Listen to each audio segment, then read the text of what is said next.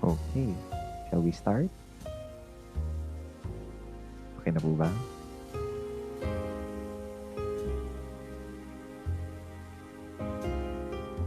Sige. Okay. Magandang hapon po. Welcome everyone. Ay, nantay ko lang po yung music. Magandang hapon po. We welcome you to the third edition of this webinar series, Rising to the Challenge of the Pandemic, LGU Best Practices in COVID-19 Crisis Management. This webinar is brought to you by the Center for Local and Regional Governance of UP and CPAG in partnership with the League of Vice Governors of the Philippines. For those joining us for the first time, the Center is a public service unit of the University of the Philippines that was created to assist local governments and local government stakeholders through research, training, and consulting. We have been following this mandate since the center's establishment since 1965, and it is currently being led by our director, Professor Alicia B. Celestino. In the spirit of digital transformation, we bring this discussion to you online today, and thank you for joining us. This series not only serves as a platform for local leaders to share their COVID response experience, but also as a means for you, dear participants, to share and discuss your ideas with one another as we collaborate and look for ways to overcome this pandemic together. My name is Gerard Suarez, a researcher at CLRG, and I will be your MC this afternoon. Joining me in providing this webinar experience are my fellow researchers, Miss Sally, Ma'am Lou, Ma'am Marie, Ma'am Anne, Miss Becky, Miss Patty, and Sir Maki.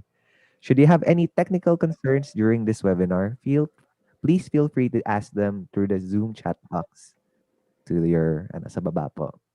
Okay? So before we begin, let me just go over some protocols and reminders that we should be mindful of while we are participating in this webinar. We ask that each participant keep their microphones and webcams off. So please put yourself on mute or please turn your camera off if you haven't done so already. This is to avoid background noise and this is to avoid interrupting the speakers and participants while they are presenting. This webinar is also being recorded for documentation purposes. And by joining this webinar, you are agreeing to be recorded. Tapos sa kahulihan po, participants who completed 70% of the total webinar time and submitted the feedback form after the webinar will receive certificates of participations and copies of the speaker's presentations. Sa kadaluhan po, we will ask you to fill out the feedback form. Saka we will ask you to fill out an attendance sheet. Bibigay po namin yung information as it becomes relevant. Okay, next po. So at any point during the speaker's presentations, you may send your questions via the chat box in this format. So ilagay niyo po yung full name ninyo, then have your institutional affiliation, and then have the question. We will try to answer these questions during the open forum, pero uunahin po namin yung mga questions na sinabit prior via the feedback form. So next po. So, bibigay lang po ako ng quick overview kung sino po yung mga dumalo this afternoon. As last we checked, there are currently 160 participants. Karamihan po ay babae at 95 and 65 po ang kalalakihan. Karamihan rin po na pumunta dito ay estudyante, department staff, and teachers. But also, we also have a lot of local chief executives and their staff available with us. So it's a very diverse crowd that we have po this afternoon. Karamihan po ng pumunta dito ay taga Region 4A at 52, NCR saka Region 5. Pero as you can see po from the table, from all over the Philippines po, there are representatives joining us this afternoon. So next one.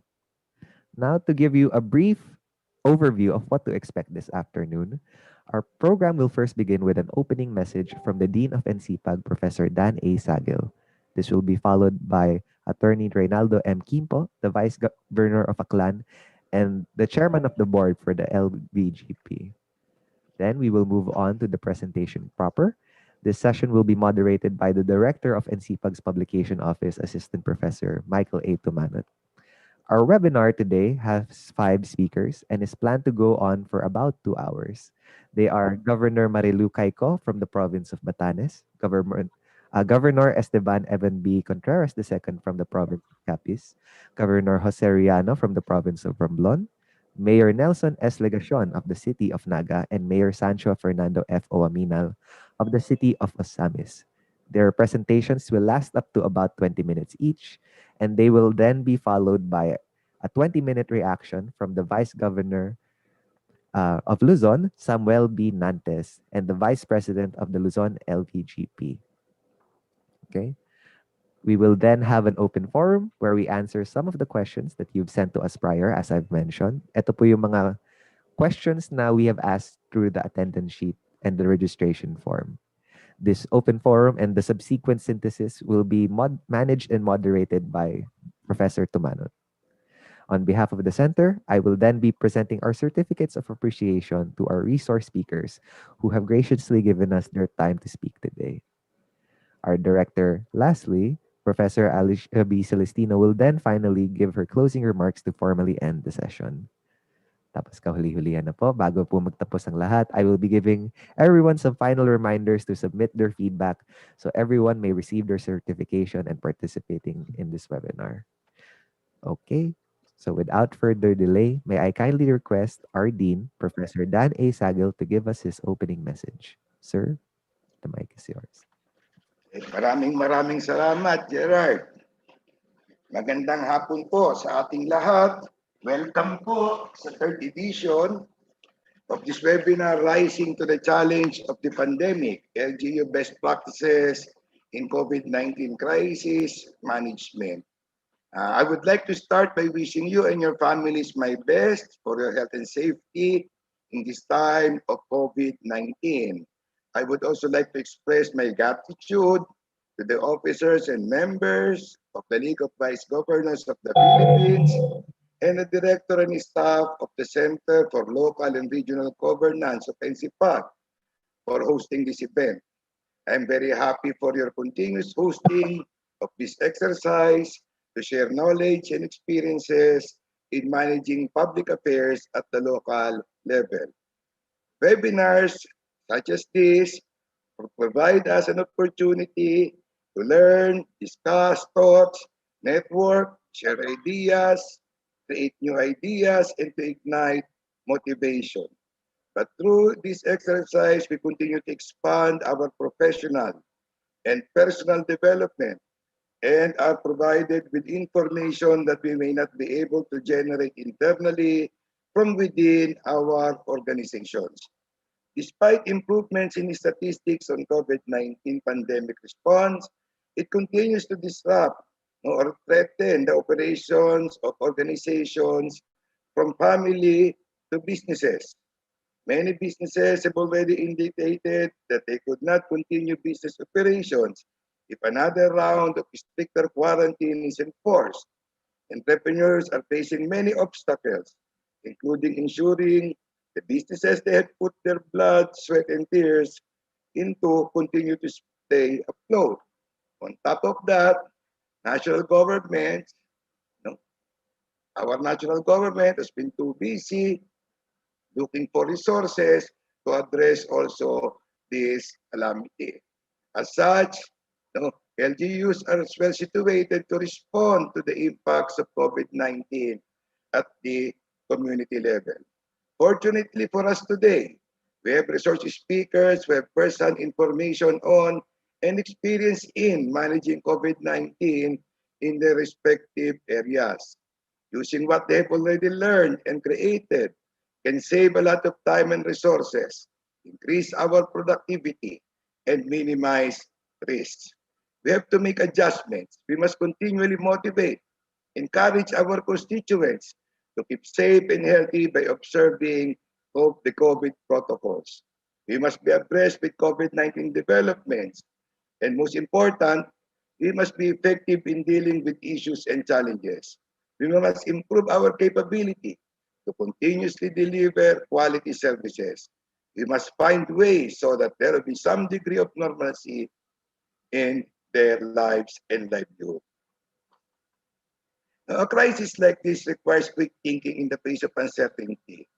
However, with such high stakes on the line, we find ourselves dealing with analysis paralysis or inability to make decisions.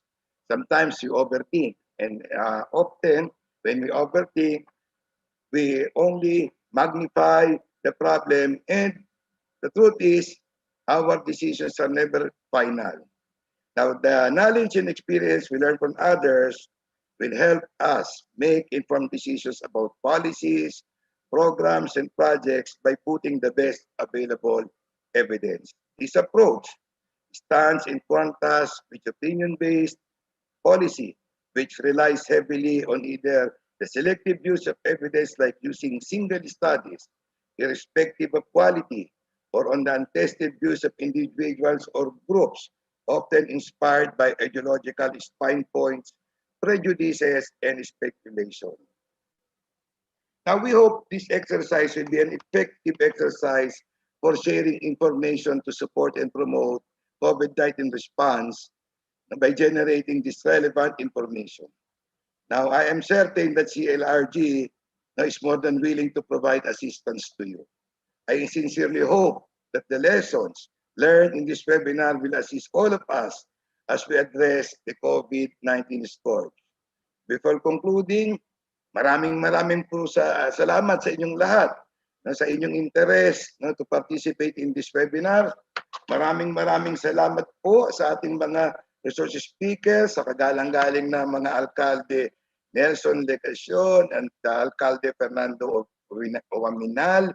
Maraming salamat din po sa mga kagalang-galang na Gobernador Marilo Caico, Governor Esteban Contreras, and Governor Jose Riano. Salamat din po sa ating reactor, si Vice Governor Samuel Binante, at sa ating moderator na si Dr. Michael Tomano. Nagtitiwala po ako that this exercise will be a rewarding experience. Maraming salamat at magandang hapon po sa ating lahat. Okay. Thank you, Dean, for that very insightful and heartful welcome.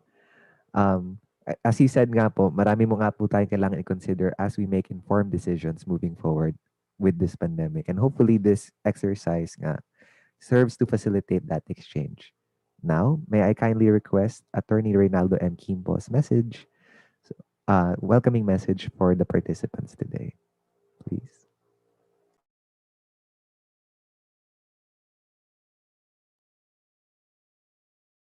Sa ating lahat, good afternoon.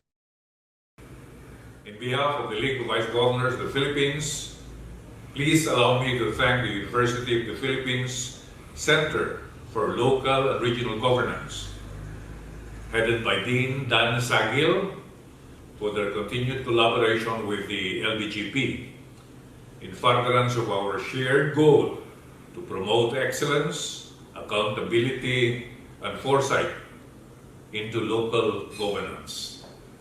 Salamat po, and we are looking forward to a strengthened and more strategic partnership with you for years to come.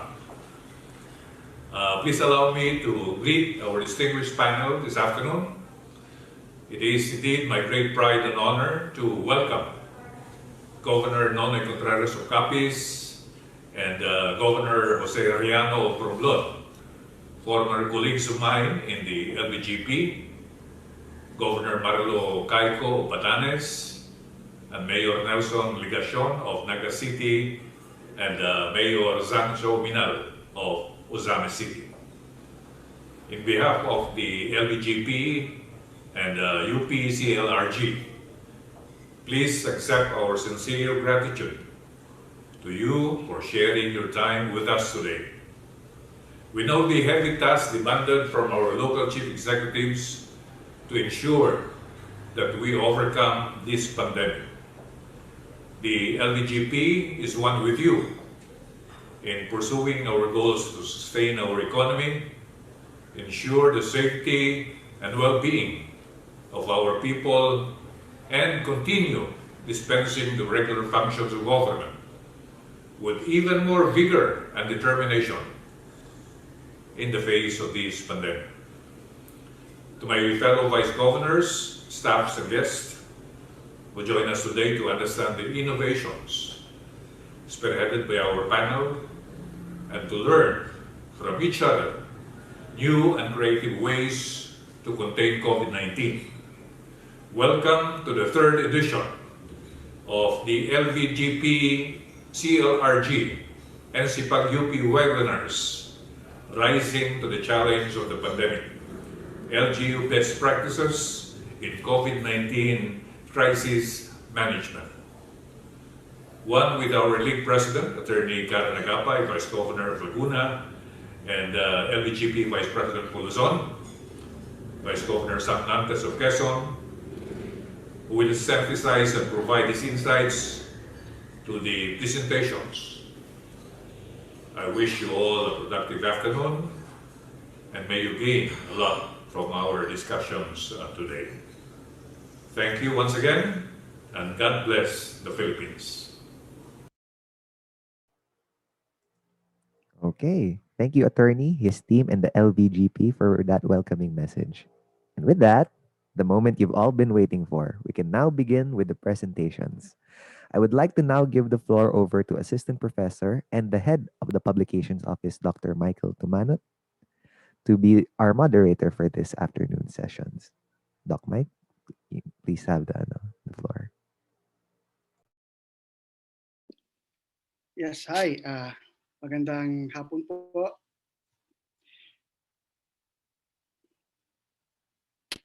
Magandang hapon po, Doc Mike. Okay, sorry. All right. Our first panelist is a two-term governor of Batanes, Governor Marilu H. Caico. Her team prepared a 17-minute video presentation. So let's take a listen.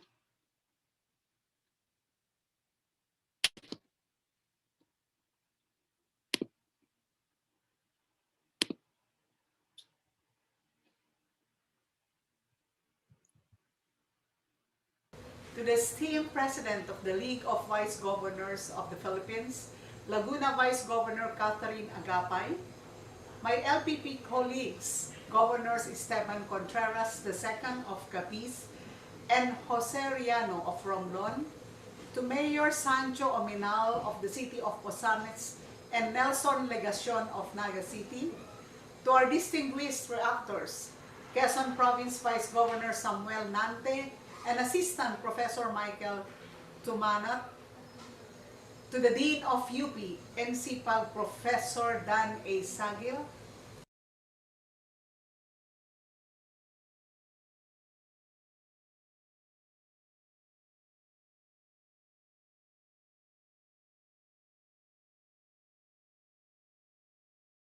Sandali lang po, we are experiencing some technical difficulties. So please be on standby.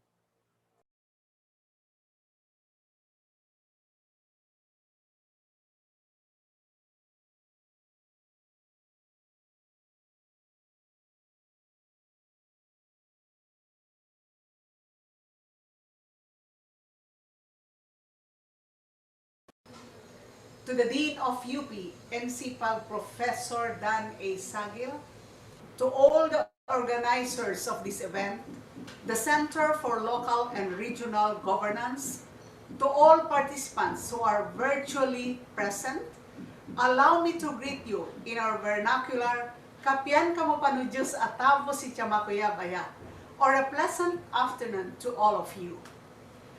I would like to convey my heartfelt gratitude to the Center for Local and Regional Governance and the League of Vice Governors of the Philippines for inviting me to be part of this webinar dubbed as Rising to the Challenge of the Pandemic, LGU Best Practices in COVID-19 Crisis Management.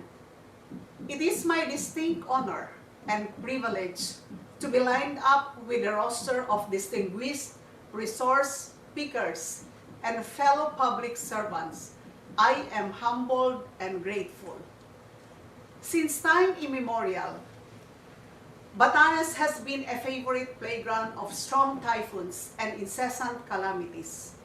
For years, we have endured the test of time, and so we became infamous because of it. In a brighter side, it made us the most resilient people we could ever be. But by far, this COVID-19 pandemic has challenged us beyond compare, because we ponder the question, how do we really fight an invisible enemy? For a fifth-class province like Batanes, it was really hard to be prepared for such a devastating pandemic. We are geographically isolated, has limited resources, lack of necessary medical equipment and facilities, and the lack of health personnel. It was a nightmare to begin with. So how did Batanes, the smallest province, and with a meager resources, was able to respond to this pandemic? First, early establishment of precautionary measure. When COVID cases started to rise in Manila, we immediately established COVID-19 monitoring and screening both in our airport and seaport as early as January 2020, accompanied by the creation of a task force that lay out our initial guidelines and protocols. Through this, all individuals coming to the province were properly assessed in terms of their health status and declaration. We immediately banned all cruise ships to disembark in our province.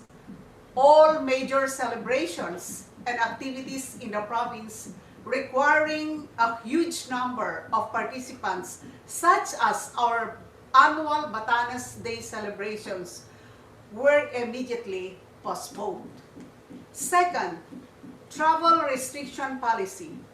Few days before the Duterte administration decided to implement a Luzon-wide community quarantine, we decided to impose a temporary travel restrictions to all individuals, including a total tourist ban, to prevent possible entry of the deadly disease in Batanes.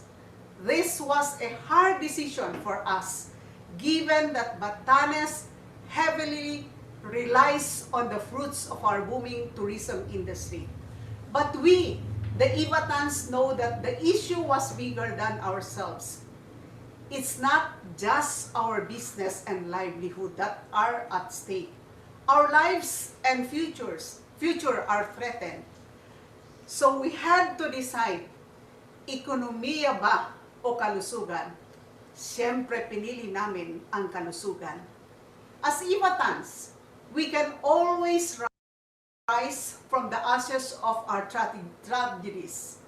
But we choose life and our health because these are valuables that we cannot replace.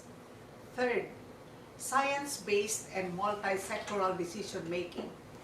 Because this is a health crisis, we relied on the information and data presented to us by our health sector members. Throughout our COVID operation, we realized that the most important people are our health frontliners. And so we made sure that we listen to them and we show our appreciation to them.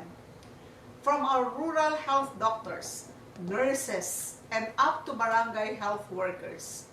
That is why, if we really want to win this battle, we all have to realize the integral role of our health and medical frontliners. We cannot put them in the sidelines. They should be our compass.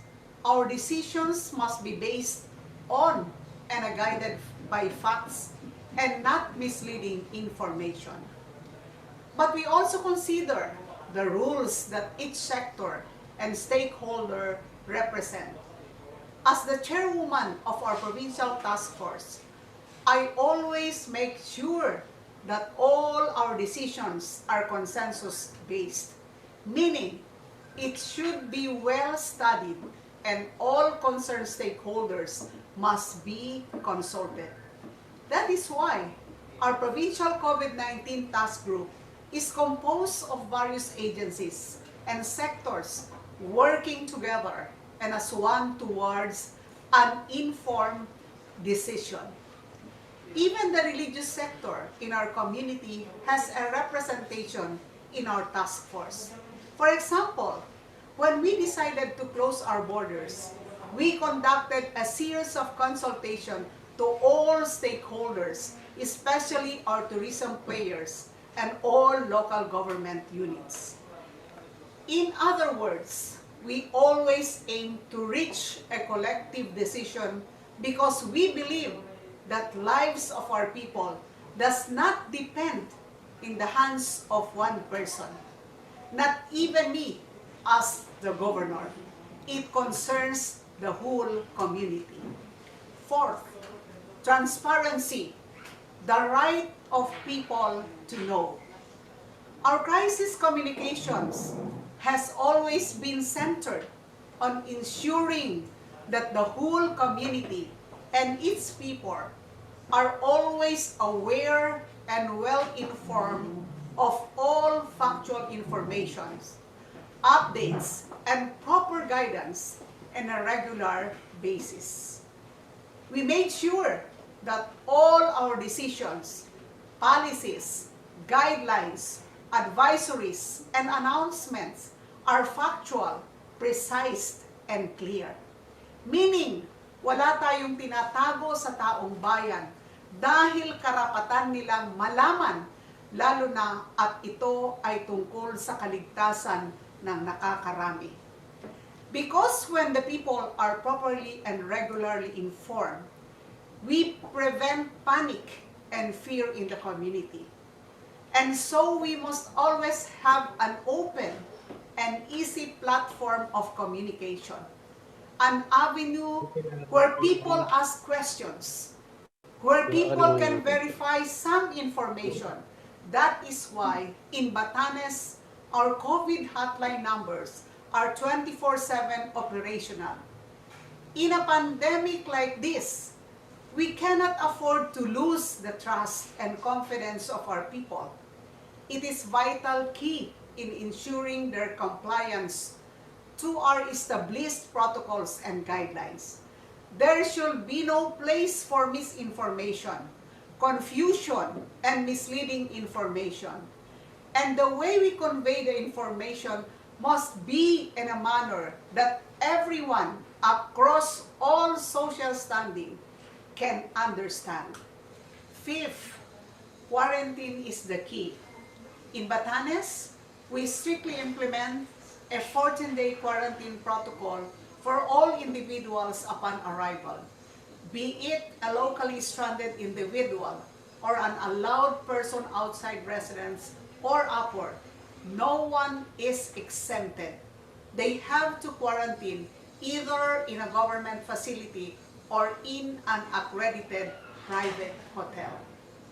This is perhaps the key factor why we were able to keep our province COVID-free for more than 8 months. the last in the whole Philippines. And when we had our first cases, we were able to easily contain the virus and prevented a community transmission because of our strict quarantine and isolation protocols. Because we cannot require swab testing prior to traveling in Batanes, strict quarantine protocol is our only shield to protect our people from the threat of coronavirus disease. It is an important tool that allows our limited health resources to effectively respond to COVID cases, whether confirmed or even just a suspect case. As of today, we only had 3 confirmed cases and all are already tagged as recovered. I am so proud to say that we are again COVID-free for more than 2 months. All of these 5 important strategies that I have mentioned are aligned in our policy and principle of health above all. Because we believe that our economy and survival as people will not be safe and will not progress if we undermine our health. A healthy community ensures a harmonious living of all people. Ultimately, when our communities are safe and healthy, we strive as one towards genuine development. But you may ask, how do we survive the economic impacts of the pandemic with all these COVID protocols and precautions? As the governor, I also make sure that we provide the necessary interventions and assistance that our constituents need. With this, we provided millions worth of jobs to all displaced and disadvantaged workers. We also provided livelihood assistance and microfinance loan to all affected business and entrepreneurs. We provided assistance to all marginalized and vulnerable sectors, including low-income and indigent families. We created the Project Pamakan, in which the provincial government distributed food pack provision of rice, meat, mongo, and milk to all families in the province. And we did this twice. Moreover, we made sure to continuously support our farmers, fishermen, and food processors to ensure the sustainability of our food supply. All of these are a product of a Batanes government that is committed to bring genuine services in times of a pandemic, founded on our walang iwanan, we heal as one, at serbisyo mula sa puso.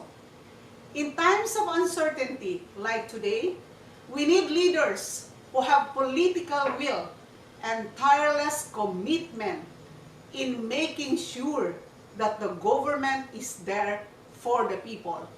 Make them feel that they are being taken care of and not being abandoned.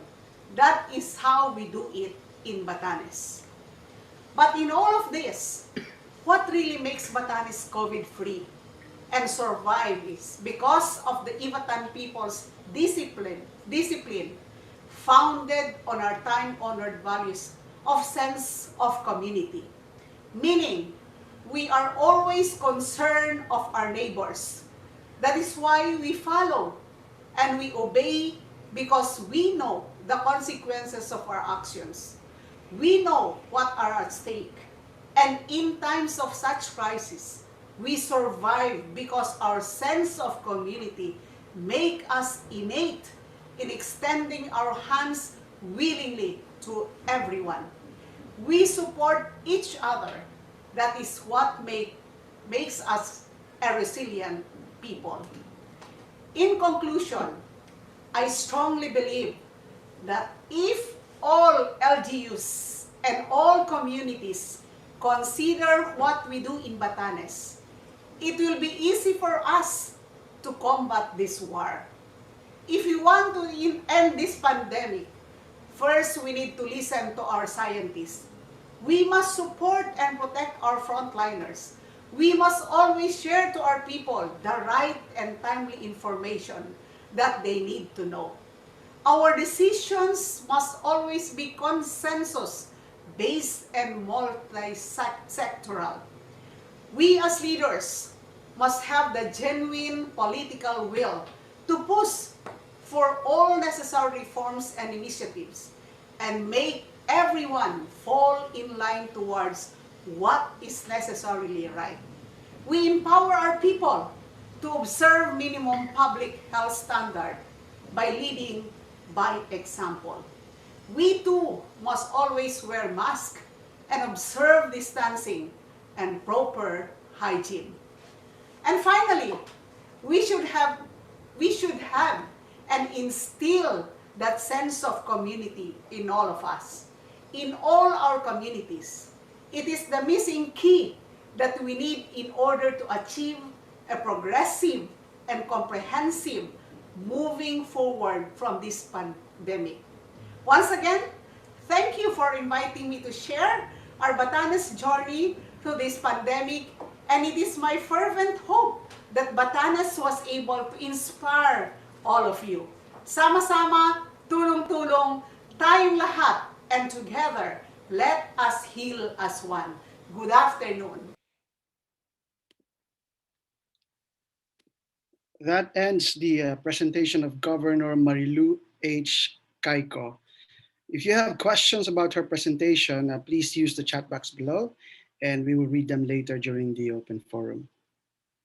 Our next speaker is a first-termer governor of Capiz, Governor Esteban Evan B. Contreras II.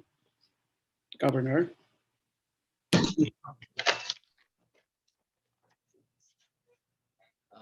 To the Center for Local and Regional Governance, National College of Public Administration and Governance of the University of the Philippines, Diliman, to my fellow former colleagues at the League of the Vice Governors of the Philippines. Some of you I have not met, and some of you might soon leave the League after becoming governors of their respective provinces. Thank you for inviting me to this webinar. This time as a resource person. I take this very much as an honor, as I only used to be part of the audience. Nakikinig lang din sa mga resource persons before. Hoping to learn from resource persons anything that can help me improve governance in the province of Capiz. Your invitation is considered as a recognition to our effort to fight this pandemic that has, in less than a year, claimed the lives of 61 of my fellow Capiznons. In 2018, I made a life-changing, most risky, and as many called it, a very defiant decision. It was a very unpopular decision. That decision was against my family's wishes. My father and my brother was not all supportive of that decision. It was against the decision of the political party to which I belonged until 2018. My colleagues at the provincial board were all against that decision also. Even my colleagues at the League of the Vice Governors of the Philippines advised me not to pursue my decision, but I have to make that once-in-a-lifetime decision, knowing that if I lose, I willingly lose the election, but never my self-respect and the respect of those who believed in me. I filed my candidacy as governor of the province of Capiz without a party, without a machinery, and against one of the staunchest political parties that ruled politics here in our country. Only relying to the will of God and the support of those who have believed in me from the beginning. I became the governor of our province that has 2 congressional districts, 16 municipalities, a city, and inhabited by more than 800,000 peace-loving and God-fearing citizens. More than a year after my assumption, I can truly say that my first term as governor has been truly a baptism of fire, as we have been hit by natural calamities from my first month in office. Fate has showed me no mercy. It did not give me a learning curve, a time to learn the nitty-gritty of the executive branch.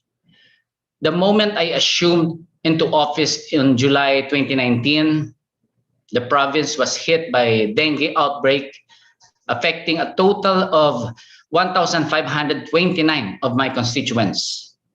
Then, before the end of the year, we were hit again by Typhoon Ursula, which affected 361 of the 473 barangays in the province. Almost 150,000 families and claimed the lives of 5 Capiz. We have barely recovered from the typhoon, which devastated the lives and livelihood of my people when the pandemic broke, and we have to brace ourselves against an invisible but deadly virus, or we call COVID-19. Today, I am privileged to share with you what challenges we have encountered amidst this pandemic. What have we done to manage it, and where we are right now in our fight against this formidable enemy, to whom I once was a victim also. And last year came the COVID-19 pandemic. And here in the province of Capiz, we experienced our first positive case on the month of March. And as of February 21, 2021, the total number of cases here in the province is around 1,290. And the total number of recovered cases is 1,198, almost 93%. The total number of active cases as of today is around 30, which is 2.33%. And the total number of deaths so far is 62, which is around 4.8%. As a first-termer governor, halos lahat na ata ng calamity on our first year alone na-experience na namin. So we can say we are the calamity or crisis governors, no? Or chief executives. Una doon, as what I've said earlier, the dengue outbreak when I assumed office, and then the Typhoon Ursula, and here right now, until now, the pandemic. And aside from that, as a new pipe governor with no party affiliation, and I ran alone, so my first problem was the delay in the passage of our 2020 proposed annual performance budget. Doon ako problema dahil sa siyempre wala pa tayong magalaw na pondo. Can you have the next slide, please? Yes, and when the pandemic arrived around the month of March, immediately after on that month, we issued the Executive Order number 12, 2020, an order declaring the province of Capiz under enhanced community quarantine when we had our first positive case, and that the other neighboring provinces nagkaroon na rin ng positive. And with that, we ensured na the suspension of all all forms of transportation for the entire province of Capiz. Next slide, please. So I see to it that we go around to all the borders in our province here. Our neighbors is Iloilo, Calibo, and I even requested all the LGUs to have their own border restriction or border control, so as to also protect their community. Next slide, please. Yes, and we see to it that we have the full control with the cooperation of PNP or PDRMO, Coast Guard, and all the other volunteers. We see to it that our borders in the municipalities of Capiz, Hamindan, Dumaraw, Sapian, Maayon, and Pilar are 24 hours non-stop ang border control. Next slide, please. Yes, as you can see in the picture, I bring along with me our PNP director, our head of the PDRMO, Ms. Jing Pilaes, and thankfully, with the support of the local LGUs and the armies, we were able to at least strictly enforce our executive order. Next slide, please.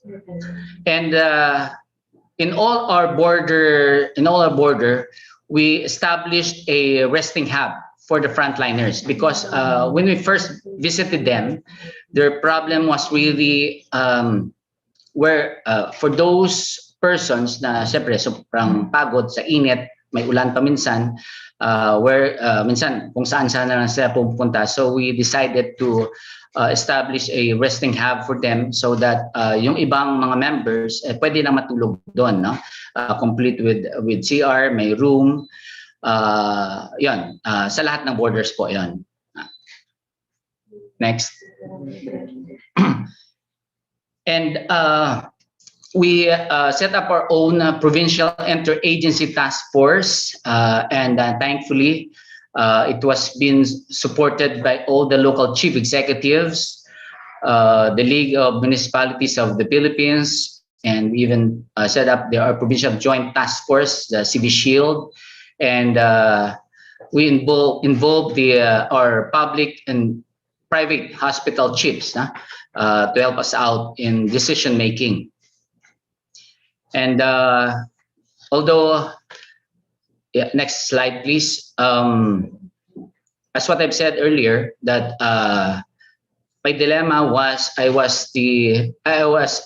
ran alone, no? So most, if not all, almost 99% of the local chief executives, even the on the barangay level, are not my allies. What I did first is, because of my realization that I cannot do this alone, that we will only be successful in this fight if all of us will work together, setting aside our differences, be that whatever political affiliations that we have. No? So I was the one who reached out to the different municipal officials, municipal mayors respectively. So I gave them a financial assistance in the amount of 1 million each as a gesture of my good faith to help them out in their approach to the problem of COVID in the respective LGUs. No? And aside from that, I also provided assistance to all the 473 barangays in the province of Capiz. Next slide, please. Yes, to all the barangays, barangay captains in the province of Capiz.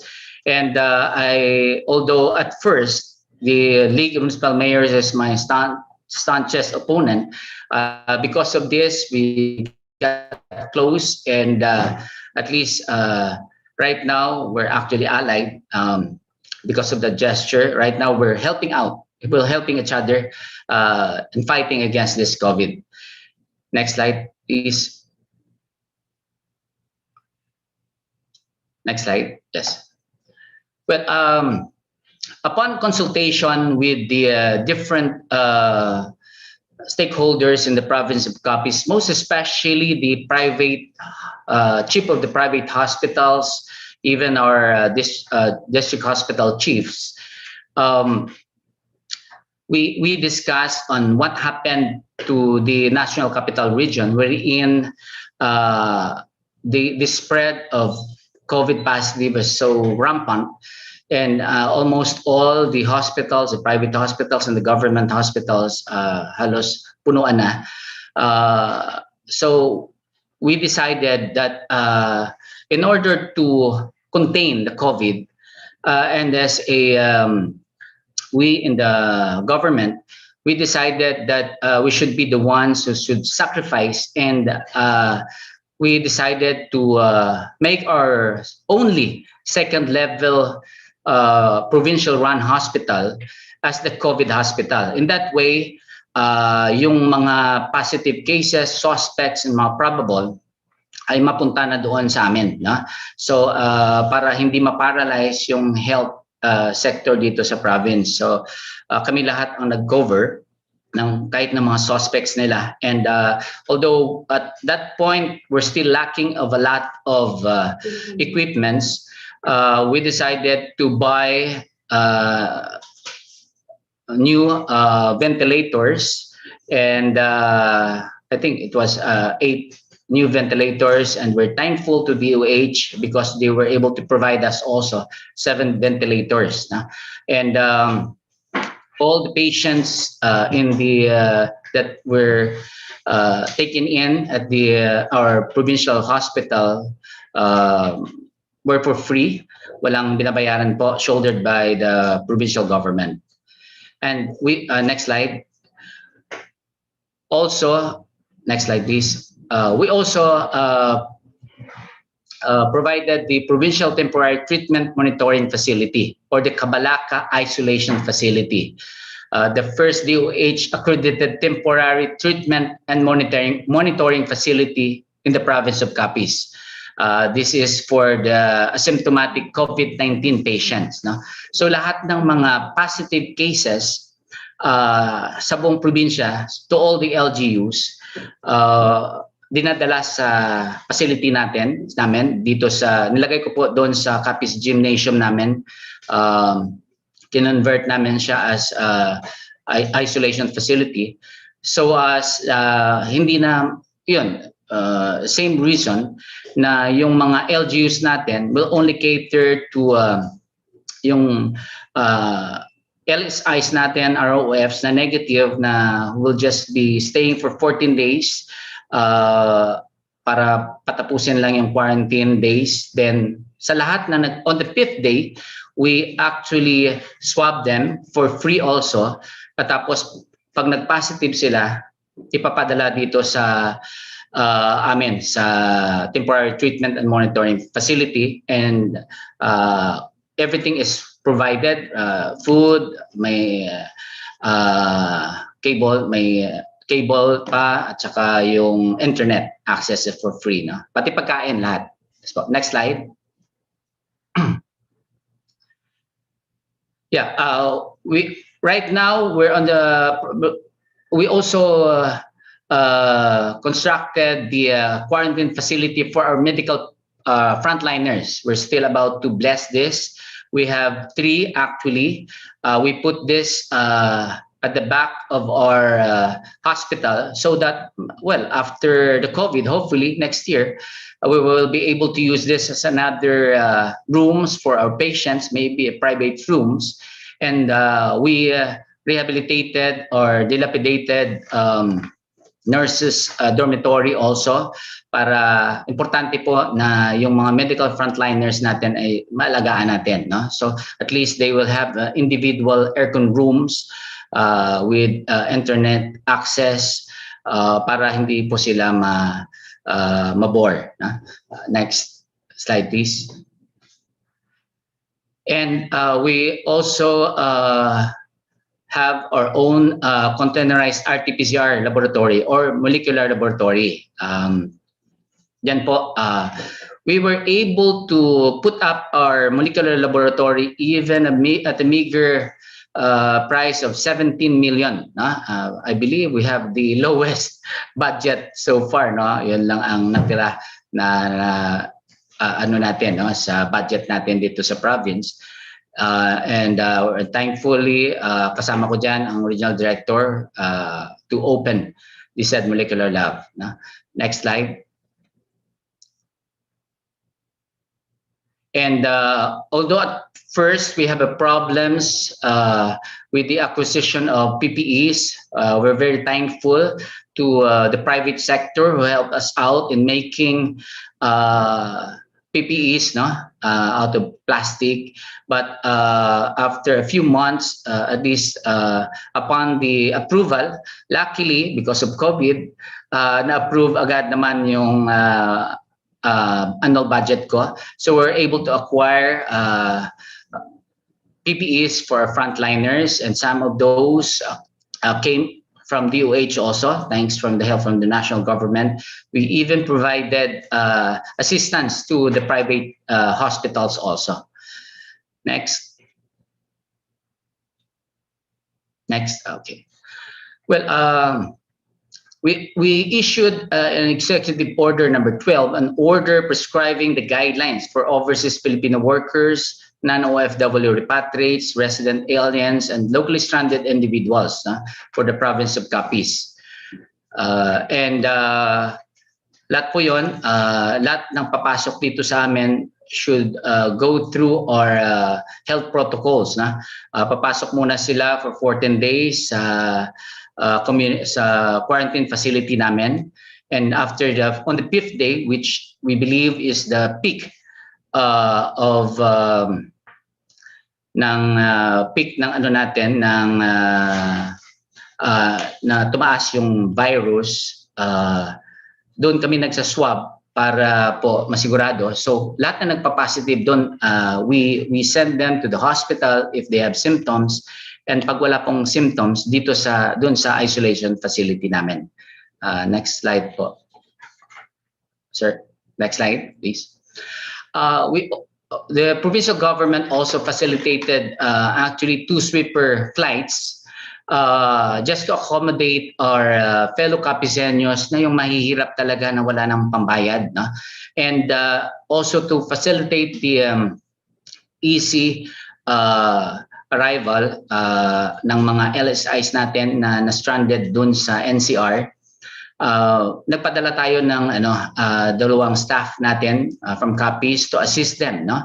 And also para maiwasan na pumila sila doon for the travel order, medical assistance. Our staff were the ones who facilitated their requirement in coming home para doon sa mga travel authority. And there was a time when we still have the money. We even gave them a financial assistance and lunch, at saka free po yung rapid test nila doon na mismo sa Manila. So at least before they come here, at least rapid test negative na sila. No? For those who become positive, we assist them to be taken into the different isolation facility dyan po sa Manila, thanks to the help, of course, of the national government. Next slide, please. Well, ito po ang pag-ano namin, yung arrival ng mga LSIs, ROFs to the ferry sa aeroplano. I see to it that I welcome them. Ako mismo yung humarap sa kanila, welcoming them in the province of Capiz. Next. Yun po, as you can see, these are the ambulances and na sinasakyan, no, ng different pinapadala ng different municipalities sa pagkuha ng kanilang mga residents sa staging area natin, which is also the Capiz Gymnasium. Next. Well, even though we're in pandemic, I do believe that especially na ang daming naapektuhan, ang daming nawalan ng trabaho, we are an agri-aqua province. So we see to it that we don't forget our responsibility also to help out our farmers. No?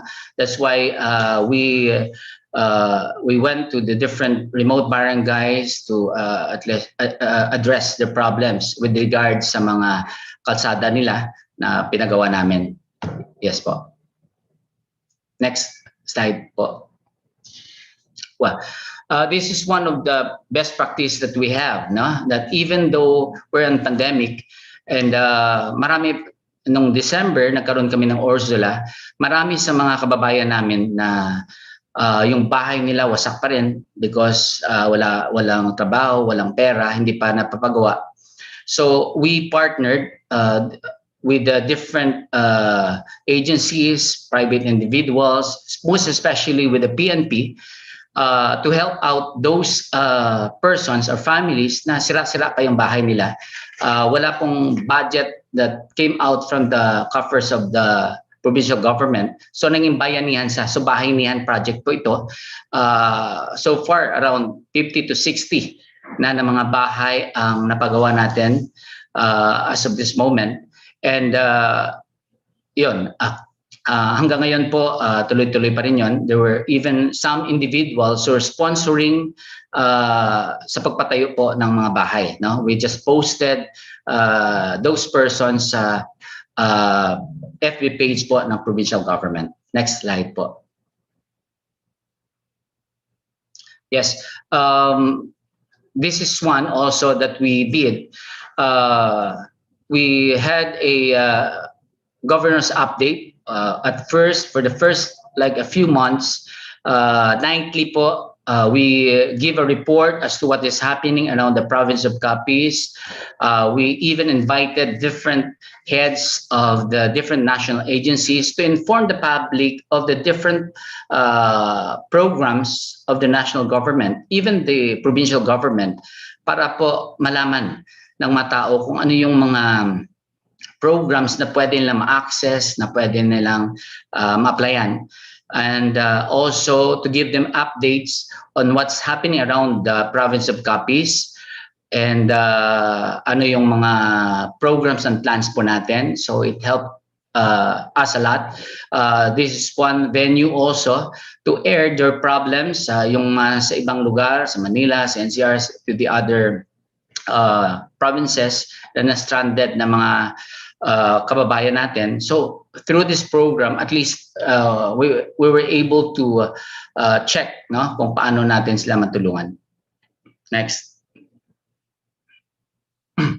We also provided food packs, no, sa mga kababayan natin, most especially even those, no, from the other provinces, no, neighboring provinces natin sa Iloilo, sa Boracay na stranded, para at least somehow may makain sila.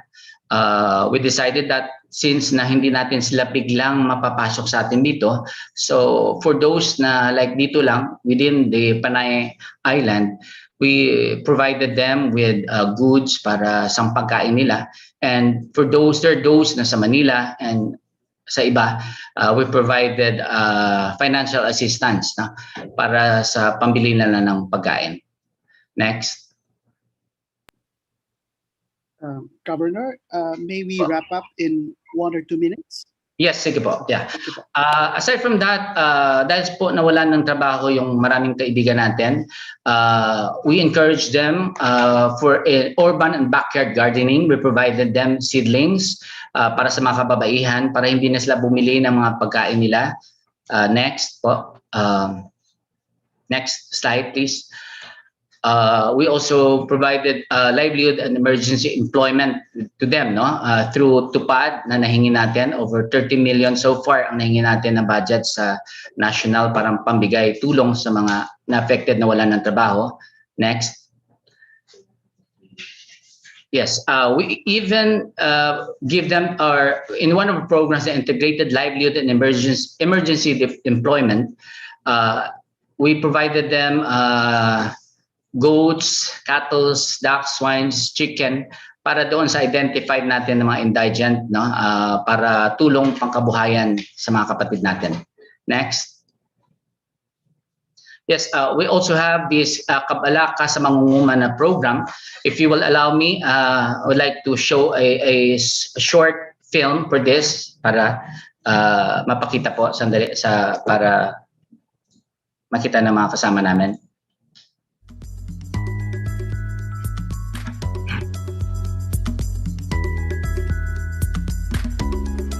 pinagpalang probinsya at maunlad na agrikultura. Ito ang lalawigan ng Capiz. Pagsasaka, ito ang karamihan sa trabaho ng ating mga kapatid na Capisnon.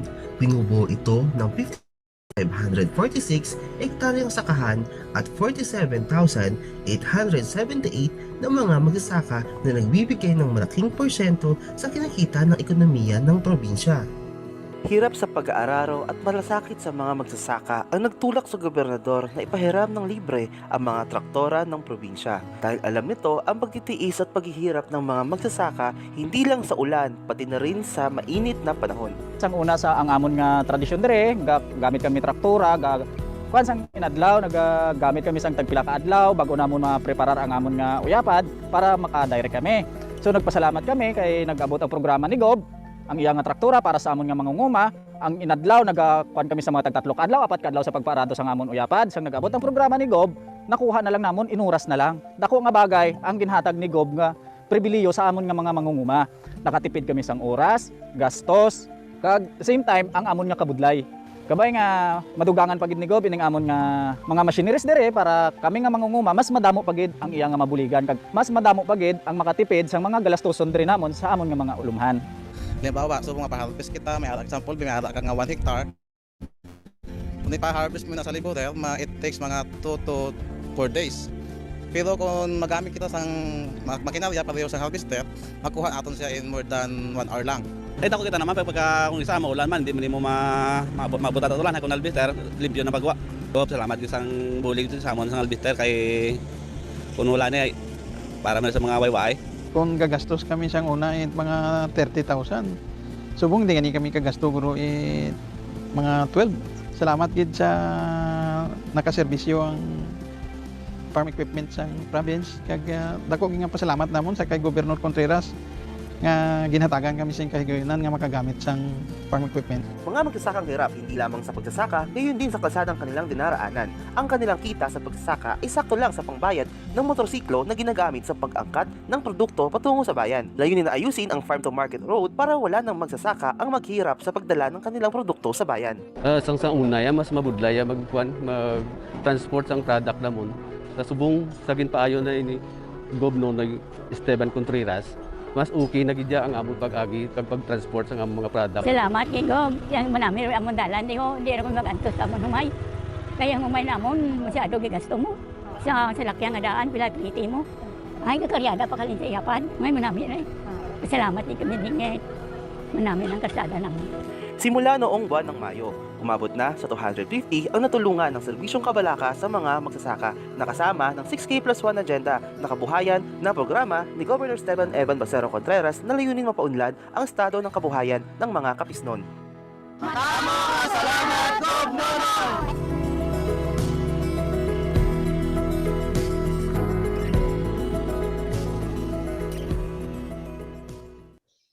Well, I don't know if I still have time, no? I think I'm running out of time. I still have some actually slides to show, but time is running out.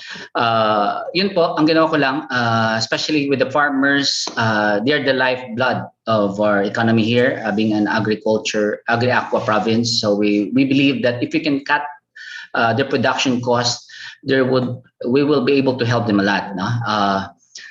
There's so much I would want to show you with a little time. Maybe the next time po. Salamat po sa mga kasama ko before, no, sa Vice Governors League. Of course, sa atin pong host, no. Marami pong salamat sa inyong lahat. God bless. Salamat po, Governor Contreras.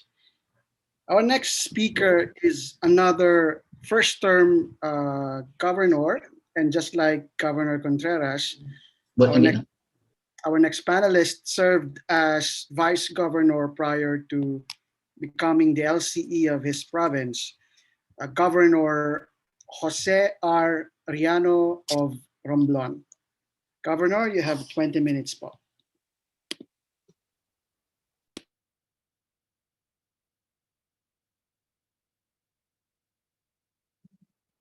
Dito kaya no.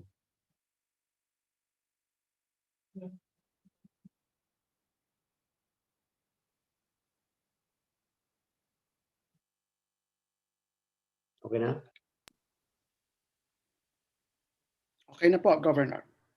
Okay?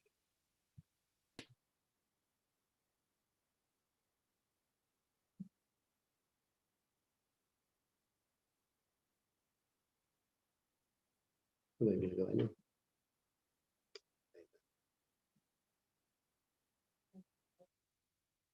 Ha?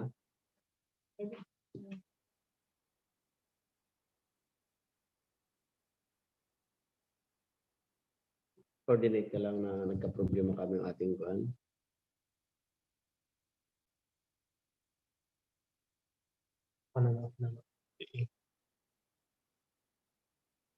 Balik mo doon.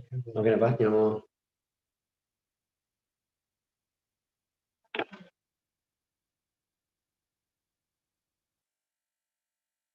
Error.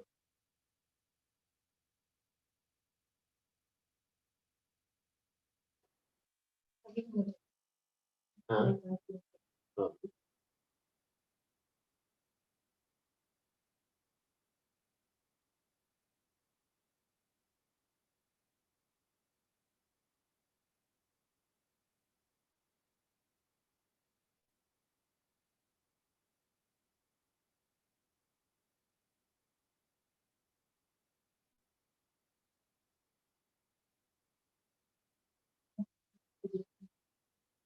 Dito ka nga Aaron banda sa kondo. Dito ka lipat. Wala na itong ginagawa sa iyo. Dito ka ho. Okay, magandang hapon. Good afternoon po. Ay, pasensya na po at nagkaroon ng technical problem at napakahina nung internet dito sa amin sa Romblon. So once again, magandang hapon po sa lahat ng attendees ng ating webinar. No? Naka-on board ngayong araw entitled Rising to Challenge of the Pandemic, Local Government Unit, Best Practices in COVID-19 Crisis Management. No? So to my co-speakers, Governor Malocayco Batanes, Governor Esteban Evan Contreras of Capiz, no, katatapos lang mag-present. Mayor Nelson Ligacion of Naga City, Mayor Sancho Fernando Ominal of Ozamiz City, CLRG, UP Insipag family, sa lahat ng mga Vice Governors na naka-on board ngayon, no, Vice Governor Karen Agapay of Laguna, LBJP President, Vice Governor Kimpo of Aklan, LBJP Chairman, Vice Governor Samuel Nantes, our Reactor. So kay Dr. Michael Tumanot, our moderator, magandang hapon din sa iyo. So hindi po tayo makatanggi, no, sa panyaya ng UP Insipag dahil ako po'y 2 beses po akong nag-enroll at nag-train dito una noong ako'y umupong Vice Governor at nitong nakaraan lamang ako po'y umupong Governor dito sa probinsya ng Romblon. So the learning experience in this institution have greatly helped me in my stint as Vice Governor and now as Governor. So marami sana akong may kwentong magandang moments nang ako ay nasa UP Insipag pa pero limited po ang time natin. So salamat po sa imbitasyon na CLRG, UP Insipag at sa League of Vice Governors of the Philippines. So I am truly honored to be part of this webinar and humbled to share with you our experiences about the management of COVID-19 health crisis at the local level. Year 2020 was very challenging for us because of the COVID-19 pandemic. No, it took everyone by surprise. So even first world countries. So we are witnesses to the devastating loss of human lives, no, challenge to public health, the economic and social disruption it caused, and more importantly to the sad state of our informal economy, workers who have no means to earn income, and many are unable to feed themselves and their families. So the world has to go through painful transformation.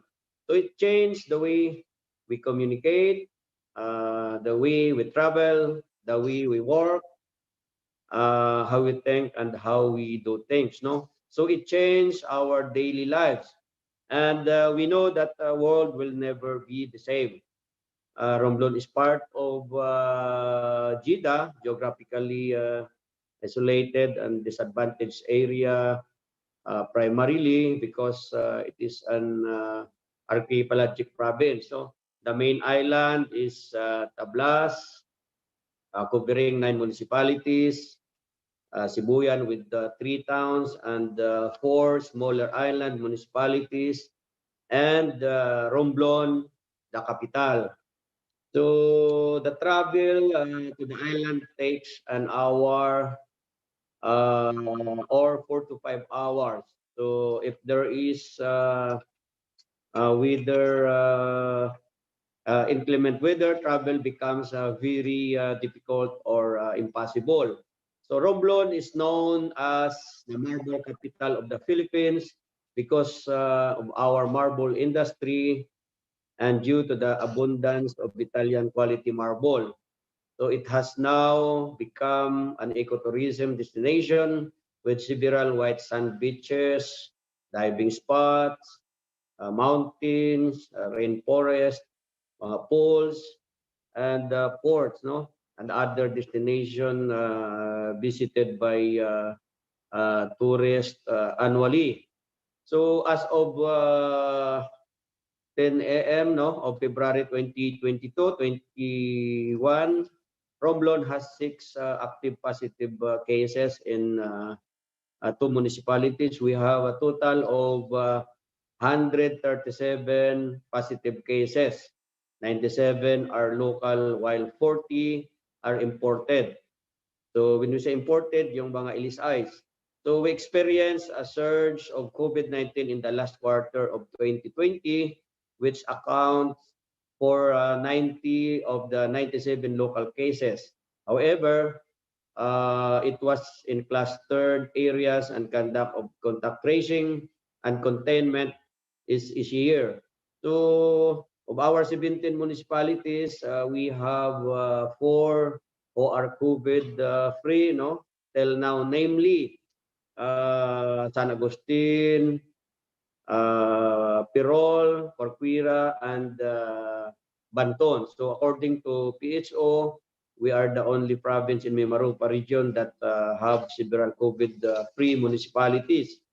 Romblon remains classified as MGCQ as of now. So nasa low risk status po kami. Pagdating sa social, economic, and political issues na challenges, halos pari-pariho po ang nararanasan natin but in varying degrees.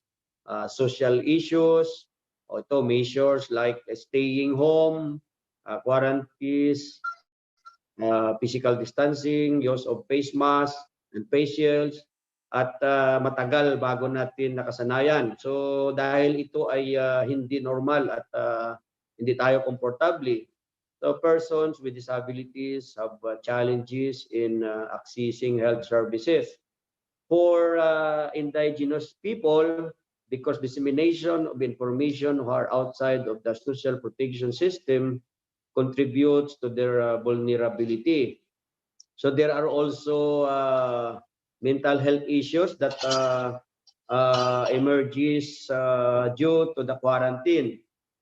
So economic issues, quarantines lead unemployment and reduce household income. So may panahon ng ECQ na talagang nahirapan kami sa supply ng mga dilata, mga groceries dahil halos walang dumarating at siyempre po sarado din pansamantala ang mga factories. Rapid change in consumer food behavior, mas maramihan mamili ang may capacity, ibig sabihin may mga pira, no? So safety nets to feed the growing number of people who have lost their jobs or income. Political, crafting of policies that will be compliant and at the same time responsive to the needs of municipalities.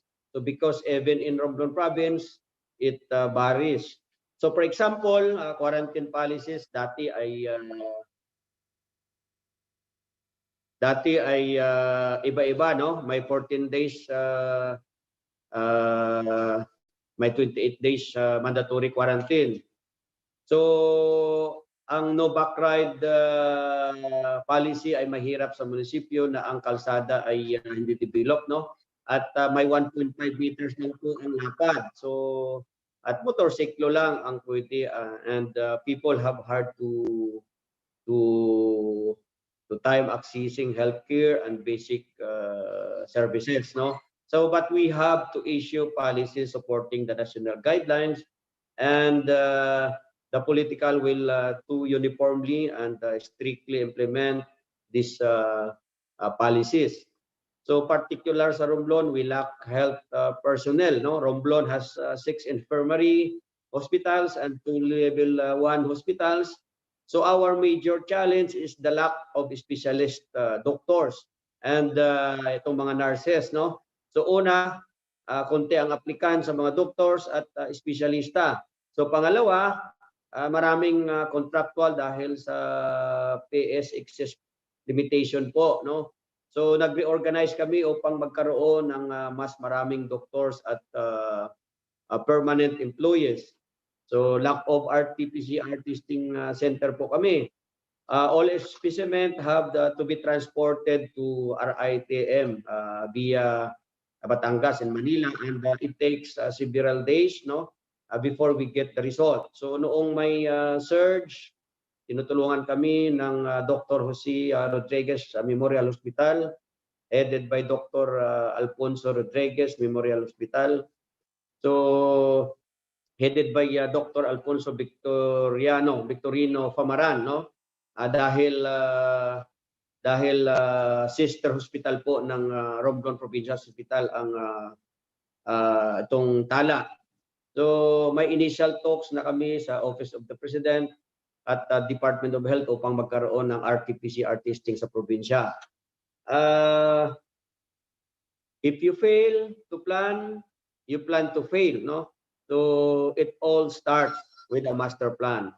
Ito po ang blueprint of the things we will do in any eventuality, as well as the operationalization and implementation. So we were guided by a barrage of memorandum circulars issued by the Office of the President, national government agencies such as Department of Health, Department of Interior and Local Government, Philippine National Police, and other uniform personnel, to name a few, which at the onset are overwhelming and tedious. So guidelines during the early days changes every so often. So we ask local chief executives issue executive orders that are either adopted by the municipalities into or they are allowed for reasonable additions. So while we have several parts of the master plan, our focus was more on the prevention and containment, adapting the 5-point strategic plan of the government to prevent, detect, isolate, treat, and reintegrate itong PDI-TR. So among the measures to curb the entry or spread of the disease, we implemented the following. Organize the Provincial Interagency Task Force. The Provincial Interagency Task Force are composed of the different department heads, no? National government agencies, and all local chief executives joined during the discussion. Organize the technical working group, no, for provincial interagency task force. Ang isa naming innovation ay nagbuo kami ng technical working group, no? Lahat ng mga MHOs at ang mga core group ay may 4 na MHOs headed by an epidemiologist who coordinates and recommends the health protocols that will be implemented in the province for uniformity. So localized medical health protocols. So we have localized all national interagency task force, COVID-19, medical health protocols for implementation at the provincial and municipal level. So strict monitoring of the entry, exit borders, set up of border controls, strict monitoring of all protocols and checking of documentary requirements before a resident or non-resident can enter the province. So if a person who wishes to enter the province and lack of document, he is sent back to his place of origin, which can be in Batangas, Lucena, or in Mindoro. So we maintain the coordination first policy prior to travel upang masiguro na ang returning Romblomanons ay ma-accommodate ng local government units, magkaroon sila ng time mag-disinfect ng kanilang quarantine facilities bago tumanggap ng mga bagong batch na mga darating na mga LSI. So ang mga barangay official ay mobilize upang ma-monitor ang strict implementation of the health protocols at ang mga bagong dating sa kanilang barangays. We have establishment of quarantine facilities, no? We have established provincial, municipal, barangay quarantine and isolation facilities for the ROF and returning Romblomanons, including the LSIs, no? And the bringing in of asymptomatic and symptomatic patients are identified, no? As part of GIDA, itong geographically isolated disadvantaged areas, we have several ports where persons from outside of the province can gain entry, no? To the bulk of which is in Uchungan, which is in Tablas area. So pagdating ng barko, may mga representatives ang iba't ibang mga munisipyo upang i-check, no, for symptoms and documentary requirements ang mga papasok. So thereafter, so they will be brought to the quarantine facilities or isolation units kung may mga symptoms. If the travel is uncoordinated, but documents are complete, they will be brought to the provincial quarantine facilities to be brought to the municipality of their final destination once they finish their quarantine or when the quarantine facilities of the municipality become available for them. So efficient monitoring and feedbacking system. Travel passes are issued for monitoring of those allowed to travel.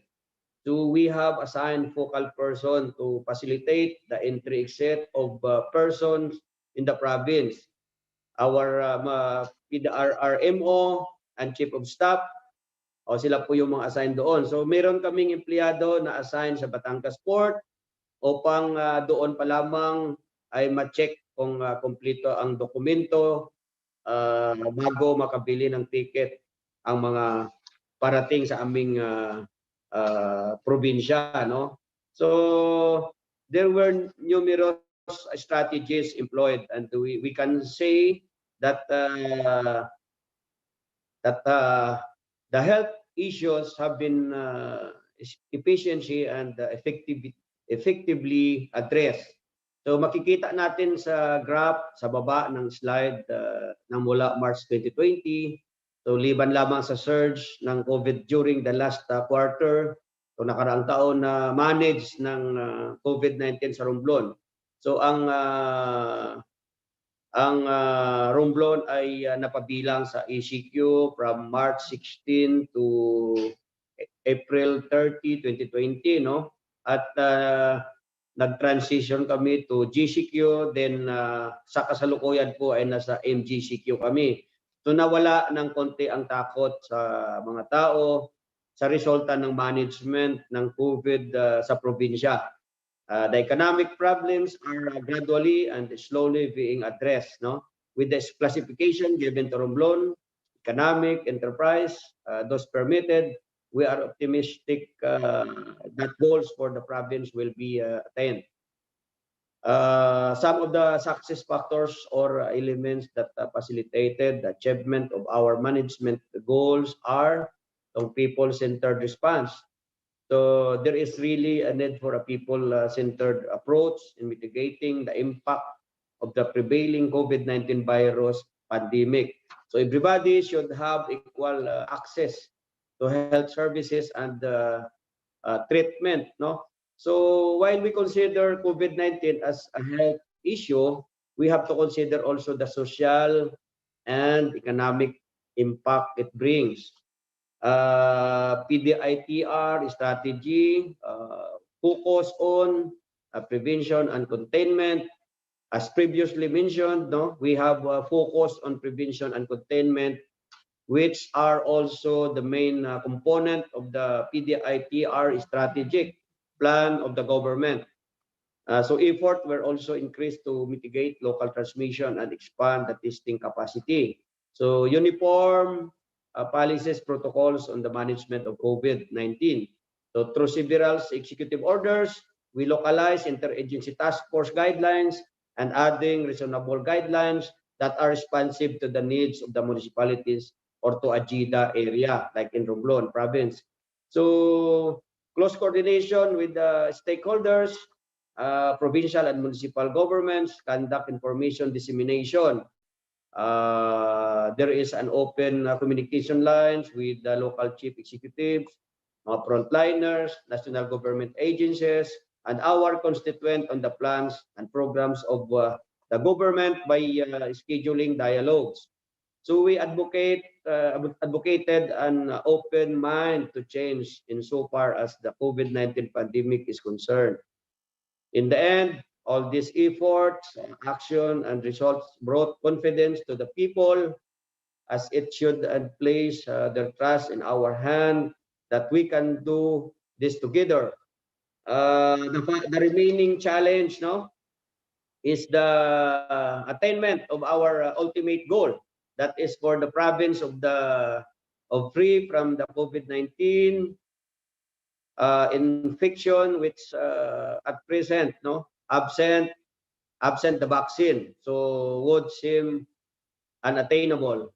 So when the reclassification of the country into MGCQ, we expect a lot of movement and industries opening up. So if there is no vaccine yet, then the risk of infection is higher, even strict implementation of the protocols. So considering that we are part of GIDA, there is a need to control the infection because of limited facilities and resources. So in addition, we have to achieve a delicate balance between saving lives and keeping the economy going for the province. Program project implementation in areas for the progress and development of the province of Romblon based on approved national, regional, provincial, and municipal development plan. So ang ibang challenges na na-discuss natin gaya ng social, economic, and political issues ay tingin ko ay mananatili hanggang ang vaccine ay magiging available na po. So ano po ba ang mga lessons na nakuha natin sa COVID-19 pandemic? So may I mention a few, no? So the province of Romblon is a resource-limited province. So during ECQ, we had time to plan and look at the gaps in our health system, no, and infrastructure. But COVID-19 waits for no one, and sooner than we expected it, no, the virus has taken over. So health system and infrastructure, we need to strengthen our health system and infrastructure, like leveling up of hospitals, increase capacity in laboratories and testing, and primary, the critical care. So present facilities and infrastructure were built over a short period of time. So bidding process adds to the slow process in procurement. So transparency, continuous communication to the public to increase knowledge and raise awareness about the disease. The importance of public health interventions such as itong mask wearing, and vaccination to prevent overwhelming our health system. So data such as travel history, COVID-19 statistics are important for decision making and can save lives. So capability building, sa gitna ng COVID-19 pandemic, tayong mga leaders are being asked to move fast and make decision frequently. So kung mahusay ang ating strategy, kailangan din na ang ating mga tao ay may tamang skills and capabilities as driver towards change. So resiliency of the Romblomanons, pakikiisa, koordinasyon, pagkakaisa at kooperasyon, no? Ay nakikita natin sa mga Romblomanons itong health crisis na nakatulong upang maging matagumpay ang management ng COVID-19. May accountability ang lahat, whether coming from the government or private sector, upang malabanan ang pandemyang ito. At the end of the day, we place our trust in God, our Lord. So anuman ang kulang pa sa labang ito, siya ang magpupuno ng lahat. So sabi nga sa Corinthians chapter 2 verse 10-12, no? When you've done everything you can, that's when God will step in and do what you can do.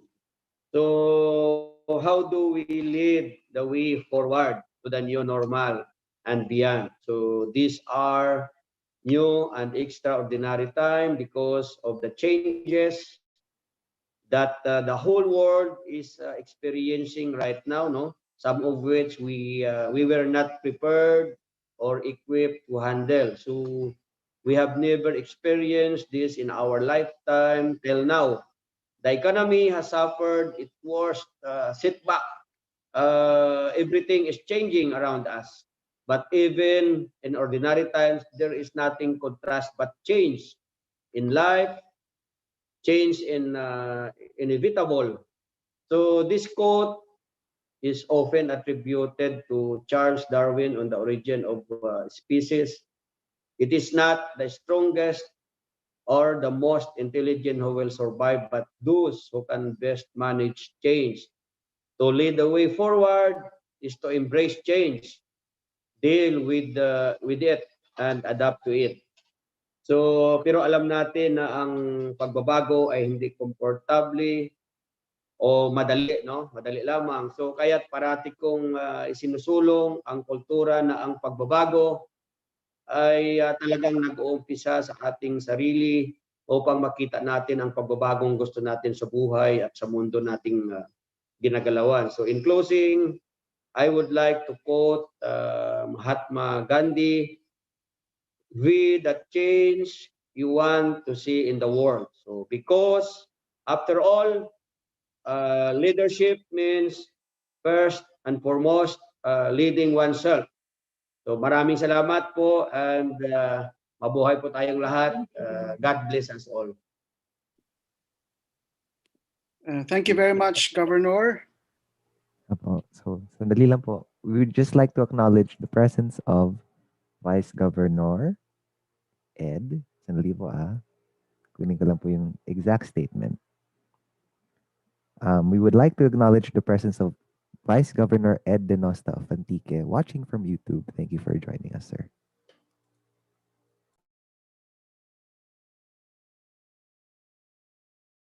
Okay, yes. Thank you, Governor Jose Riano of Romblon for that presentation.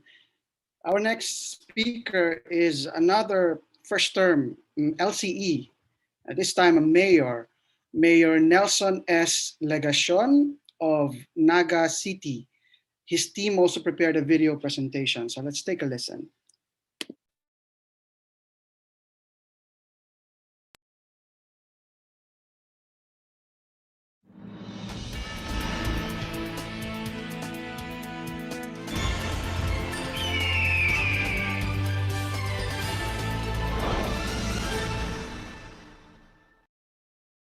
Good day, everyone.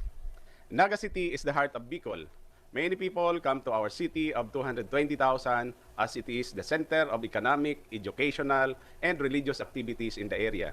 It is also the core of Metro Naga, an alliance between the city and its neighboring LGUs with a combined population of around 600,000.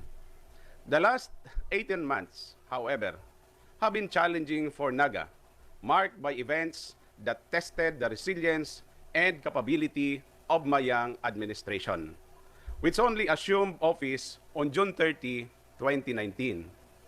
In December of 2019, we faced Typhoon Tisoy, which sparked 165 kph winds from October 25 to November 11, 2020. We also additionally grappled with a succession of 3 typhoons, Quinta, Rolly, and Ulysses. The second of which, sparking winds of up to 315 km per hour, which is the strongest of the 2020 season. In February 2020, we grappled with the African swine flu, hammering local hog raisers and the swine industry. And from March 2020 up to the present, we had to deal with the COVID-19 pandemic that continues to be a major threat worldwide. On March 16, the national government, faced with a growing number of cases in Metro Manila, decided to impose an enhanced community quarantine or a hard lockdown for the whole Luzon Island. People were instructed to stay at home, most businesses closed, and public services wound down, except those deemed critical.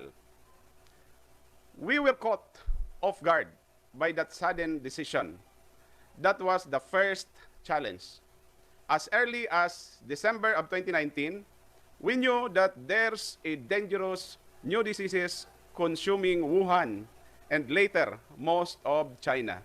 The slow-moving biological hazard was spreading worldwide. But unlike our Southeast Asian neighbors, the national government were not able to quickly close down our borders. So, when things got out of hand, a hard lockdown was suddenly imposed as a precautionary measure. Another challenge was the absence of a playbook for a biological hazard that is of global proportions. Natural hazards like typhoons, flooding, and drought are pretty much well documented. And Naga is pretty much a resilient urban community, able to bounce back better from these regular occurrences. COVID-19, however, is entirely new for all of us. The only comparable event to it in terms of magnitude was the Spanish influenza 100 years ago. And the situation was substantially different then. In 1903, Naga's population was only around 18,000, less than a tenth of what we have today, and was soon halved to around 9,000 when the Spanish flu hit Camarines Sur. So both the national and local governments had to develop a playbook on the fly as we went along. After the lockdown ended, the influx of returning residents starting in the latter part of June of 2020 triggered a significant rise in the number of COVID-19 cases in Naga. Between March and June, we only had seven cases. In a span of 3 months, the number ballooned to more than 300 by the middle of September. Only around 20% of these cases were imported, but they have triggered the spread of the disease with local transmission affecting the city's 27 barangays. The fourth and final challenge is that we expect the number of cases to grow as we allow the economy to recover. Unlike Metro Manila and other badly hit communities, our quarantine status since August, same with the rest of the country, is modified general community quarantine or MGCQ, which has practically relaxed restrictions to allow the economy to recover. But thanks to the heroic work of around 1,700 warm bodies and volunteers from national and local government agencies, as well as our private sector partners, guided by the Incident Management Team, or IMT, that directed our response, we have largely contained the spread of COVID-19 within Naga City. More importantly, we have learned to live with it. What strategies did we adopt? There are at least 4. Number 1, single point direction. At the institutional level, we had the IMT, which later transformed into the Naga's Health and Emergency Response Task Force, pursuant to a city ordinance passed by the Sangguniang Panglungsod. The HERP is the primary city agency in charge of coordinating local efforts to contain the COVID-19 disease and makes all key decisions in the task to safeguard all stakeholders, the Nagueños, our neighboring municipalities, and even those who are just passing by. The virus, after all, does not recognize political boundaries. I sit in the HERP as a responsible officer, along with Rene Gumba of the Public Safety Office, Dr. Vito Borja of the City Health Office, who is the HERP chair, and other member agencies from the city and national government, as well as from the private sector. Number 2, public-private partnerships. Through the IMT, or later on HERP, we quickly imposed various types of lockdowns where necessary and adopted policies well ahead of the national government. At the height of the hard lockdown, we had to provide transport, food, and accommodation to our frontliners, especially our health workers. To multiply capacity of the city government, we used vehicles made available by schools like the University of Nueva Cáceres, UNC, the Ateneo de Naga University, and the Naga College Foundation. To provide food, we tapped the industrial kitchens provided by the Bicol State College of Applied Sciences and Technology, or BISCAST, using foodstuff and cooks organized by the Metro Naga Chamber of Commerce and Industry, then headed by Mr. Ferdinand Dondon Siya. To provide accommodation, we tapped rooms provided by Sogo Hotel, the Biscast Hostel, and several other local lodging facilities.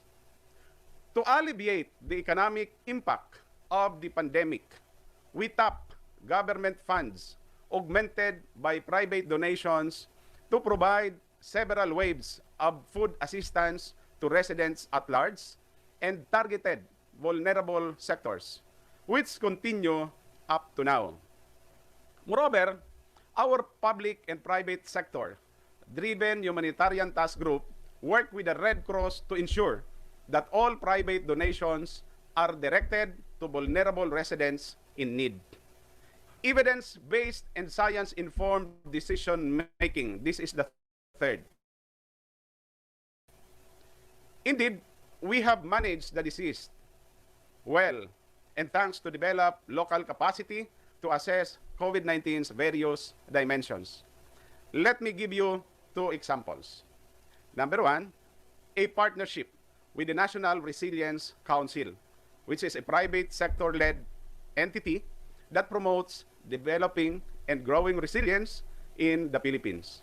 This allowed us to establish a local COVID-19 dashboard, which is being updated daily. That dashboard consists of a 2-deck table of key indicators on COVID-19, like the number of confirmed and active cases, recoveries, deaths in the first deck.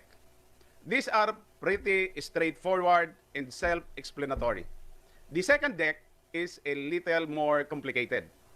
They consist of case doubling time, or CDT, mean reproductive rate, R, critical care utilization rate, CUR, and positivity rates. Allow me to go through them quickly. CDT is simply the number of days it takes for a COVID-19 cases to double. It measures the speed of disease's outbreak. The smaller the number, the faster the growth. Conversely, the higher the number, the slower the growth.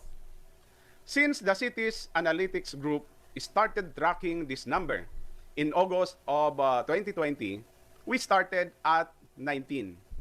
As of yesterday, we're already at 34, higher than the threshold set by the Interagency Task Force.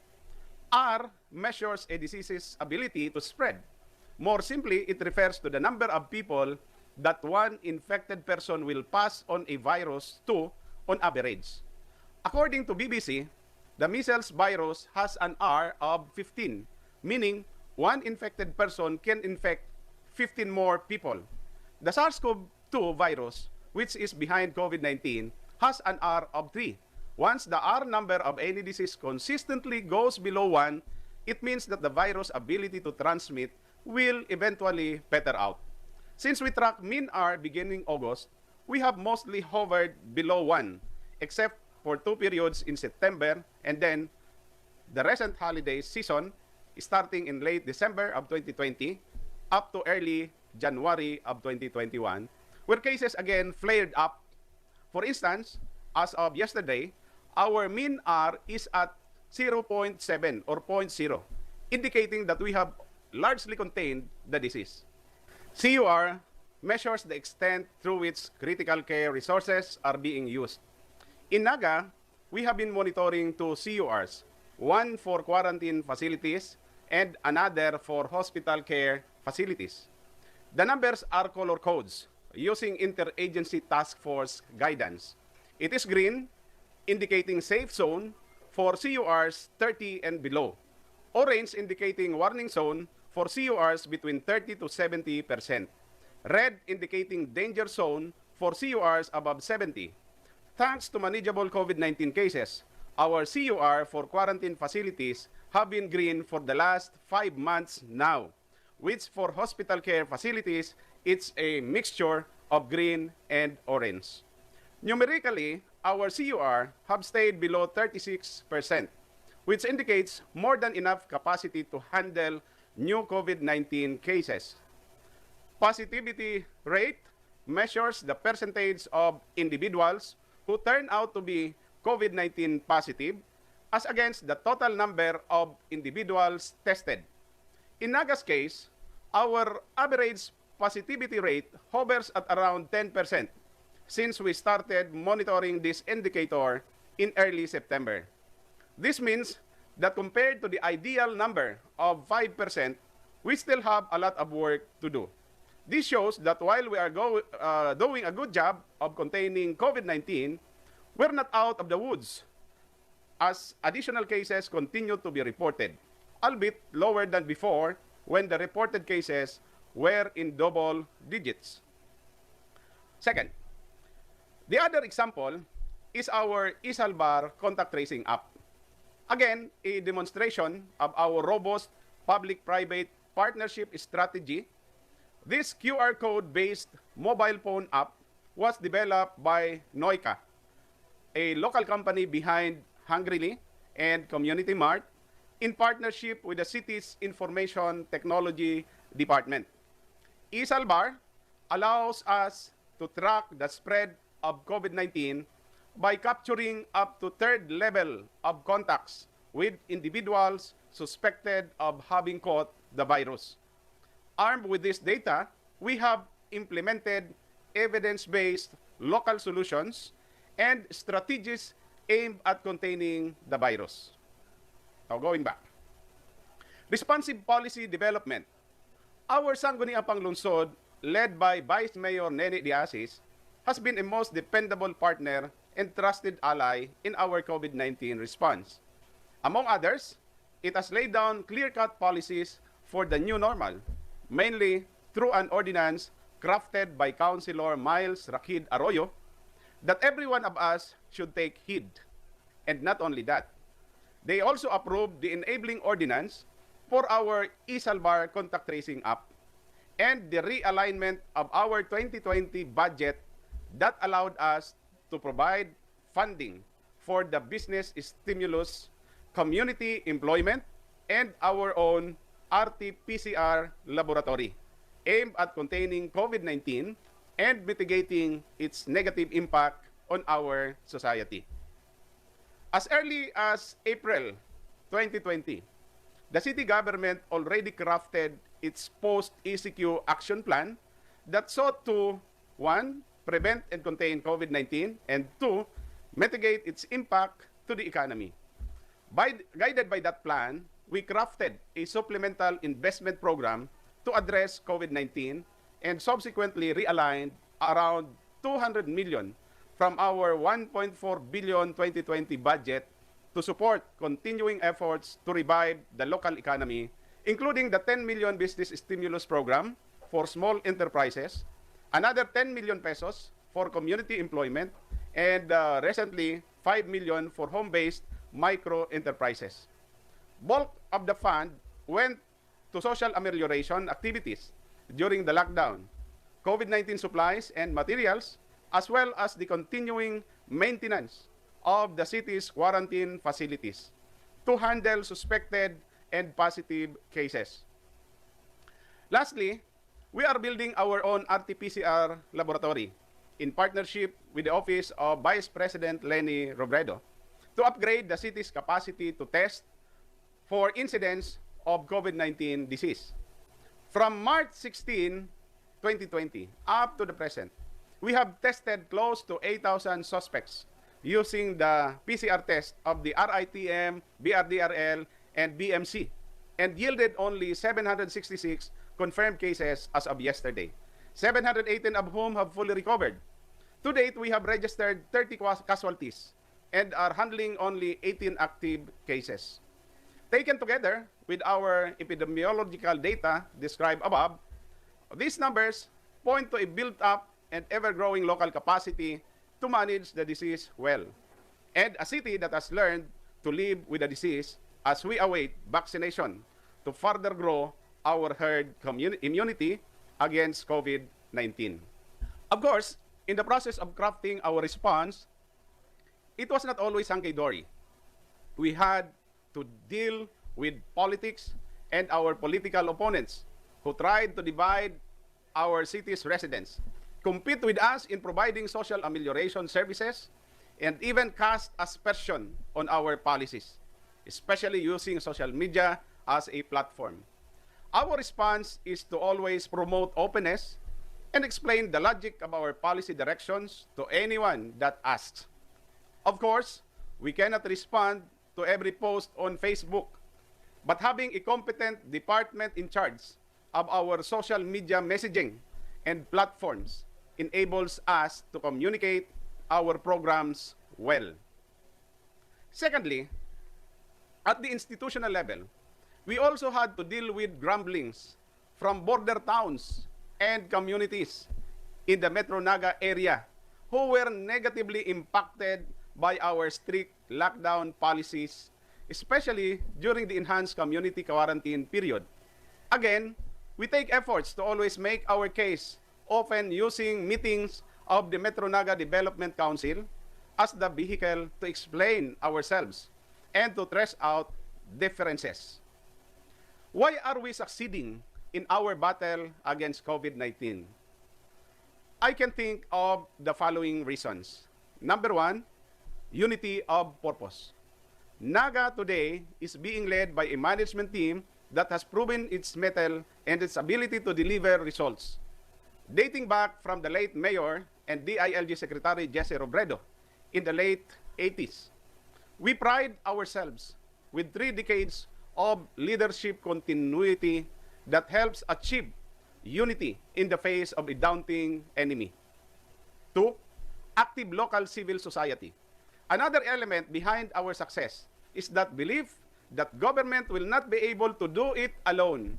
This belief allows us to welcome and work with civil society partners with open arms, multiply our respective capacities and capabilities, and essentially do more with less. Number 3, a culture of open and science-informed decision-making. We believe that evidence should guide local decisions. We welcome debate on the pros and cons of any proposed policy or action. And because final decisions are science-informed and broad-based, there is generally a high level of trust that helps in the execution of local policies. Yes, we have slowly learned how to live with the virus, but this does not mean that we're on the clear. To the contrary, we must always stand on guard for the worst case scenario because we are not yet through.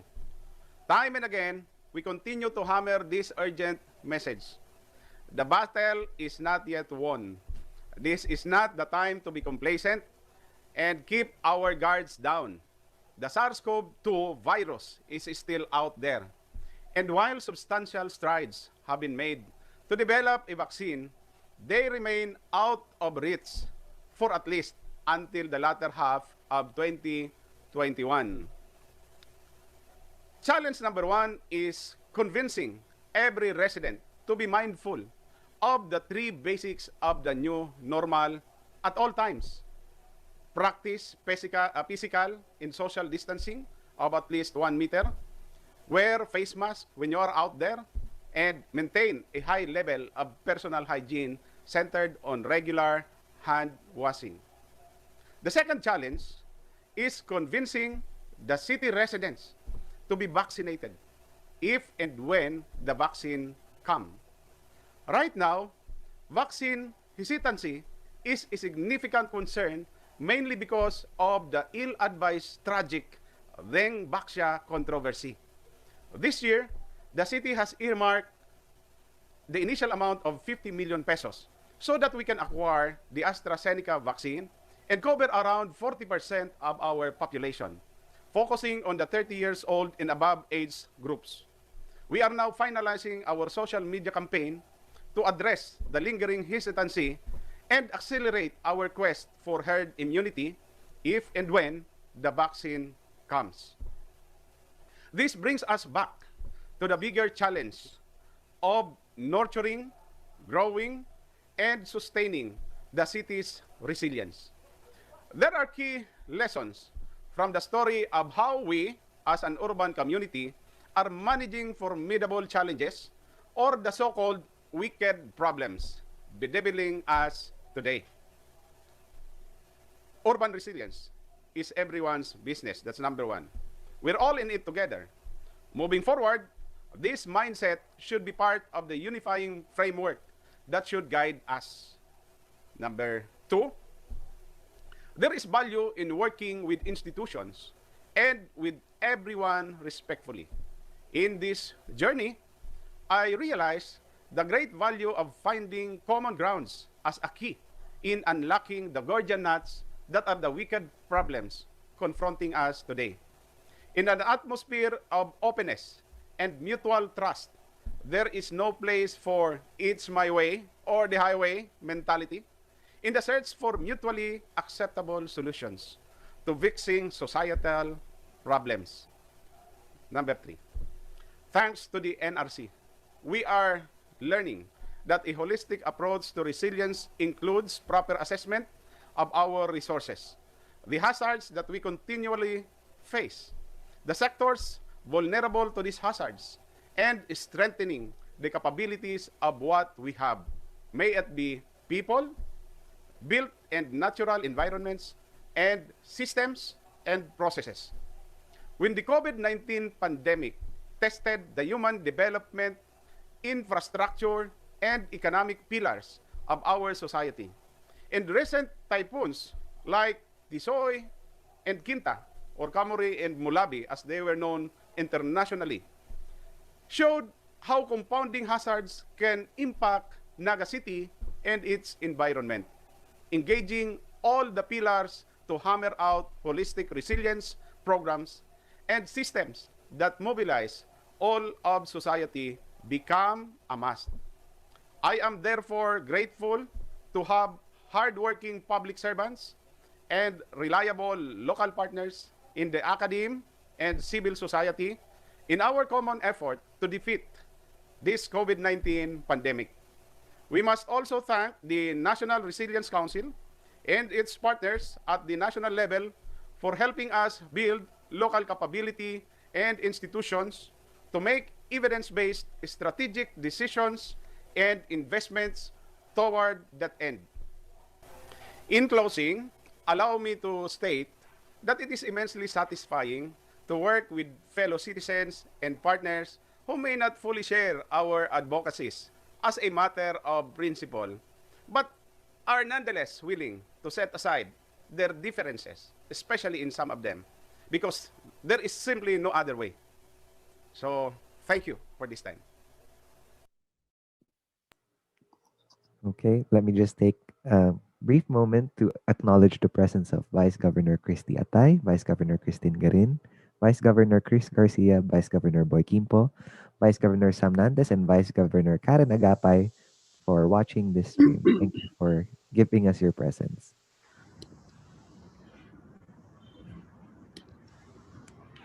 That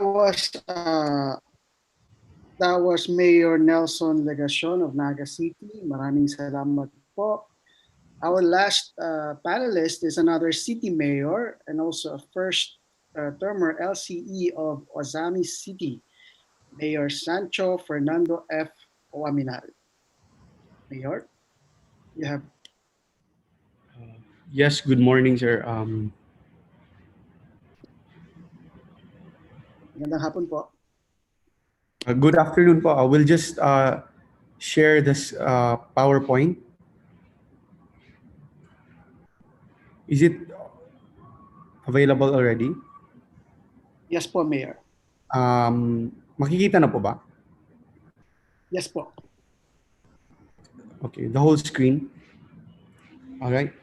So, good afternoon, ladies and gentlemen, to my fellow resource speakers, Governor Marilu Caico of Batanes, Governor Esteban Evan of Capiz, Governor Jose Riano of Romblon, Mayor Nelson Legacion of Naga City, the President of the League of Vice Governors of the Philippines, Vice Governor Karen Agapay, and to the honorable members of the League, our party mate and Reactor, Vice Governor Samuel B. Nante, to Dr. Michael Tumanot, our moderator, and to the faculty and staff of the UP and CPAG. I would like to thank the Center for Local and Regional Governance, National College of Public Administration and Governance of the University of the Philippines, Diliman. It is such an honor to present to my fellow workers in the government and the rest of your community the best efforts we are and have been exerting in fighting this virus in the city of Ozamiz. The COVID-19 pandemic has presented so many difficulties, especially to us local government units. Not only was this kind of crisis unprecedented, not all were likewise prepared to cooperate even at the risk of their lives and limbs. Being a first-term mayor and coming directly from the private world, I did not expect nor imagine being thrown immediately into the position to lead our city in protecting its residents and fighting this invisible devil.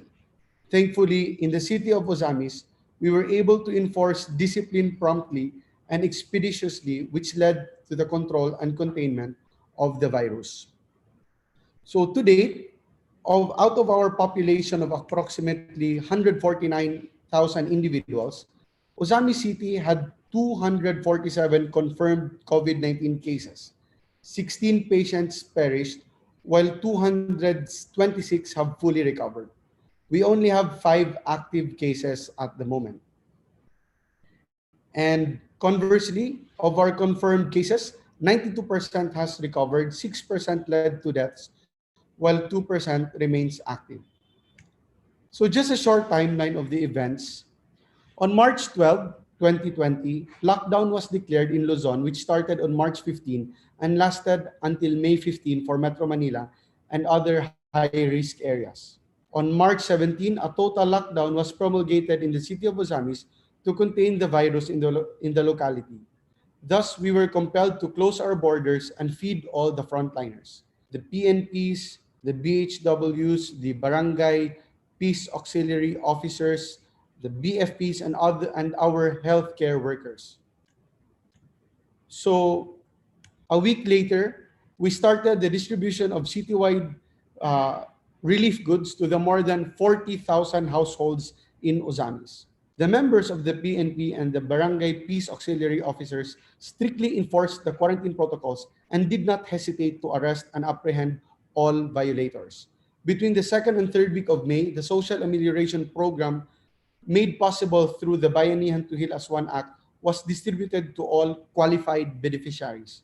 Thereafter, the city government allocated funds for the distribution for its local amelioration program, its own, for all families who were not entitled to the SAP. In the course of the implementation of restrictions designed to safeguard us against COVID-19, we have confronted the following challenges and made the following realizations, particularly during lockdown. Number one, the lockdown is not a one-size-fits-all remedy. It must be considered that there are homes of several families which are unsuitable for lockdown or that do not have their own restrooms or are congested by reason of the size of their home and the number of people who are residing there. Specifically in our urban poor areas, where it has been noted that there are homes at the size of 30 square meters where 10 to 15 people are residing. Hence, confining them to it for long periods of time will work to their detriment, which is further complicated by psychological torture or dilemma brought by boredom or loneliness during their period of isolation. Not only will this give rise to unsanitary and inhumane conditions, it will also aggravate their vulnerability in contracting COVID-19. Next, you can only confine people for a short period of time. Otherwise, they will complain by reason of the insufficiency of the aid from both the local and the national government. They will feel that they are deprived of sustenance, for they will not be permitted to work. And ultimately, the economy will crumble due to the closure of establishments. So after 2 months of lockdown and studies, consultations, and observations with people who have been directly exposed to COVID-19 patients, we have concluded, at least for our city, that the minimum health protocols, such as the wearing of face masks, proper hygiene, and the observance of 1 meter social distancing, which are mandated by the IATF, are enough to contain the spread of COVID-19 if and when these are strictly observed. Hence, to confront the challenges we have encountered, we have came up with our main strategy by setting in motion various enforcement mechanisms for the minimum health standards to be strictly complied with. So here are our courses of action. First is the mobilization of the PNP. We have mandated the PNP to strictly enforce the minimum health standards in our territorial jurisdiction. In the start of our administration in July of 2019, we have turned over 9 brand new units of patrol cars in support of the maintenance of the peace and order in our locality, all of which have been purchased out of our local funds. So if you're familiar with our city, we are one of those highlighted by the president before as being the center for the drug trade. So it was only in 2017 when the successful police operation led by our former Chief of Police, Colonel Espinido, succeeded in dismantling the drug trade, of course, with the support of our president, that the trust and confidence of the people in Ozamiz slowly returned to our local police. In the height of the sustained outbreak of COVID-19, we have ordered them to use the said vehicles on their roving and patrolling activities to enable a more effective and efficient monitoring of compliance of minimum health standards. So in the first few days of their campaign, they were able to apprehend 400 violators, more than 200 of which have been criminally charged, and their cases are now pending in our courts.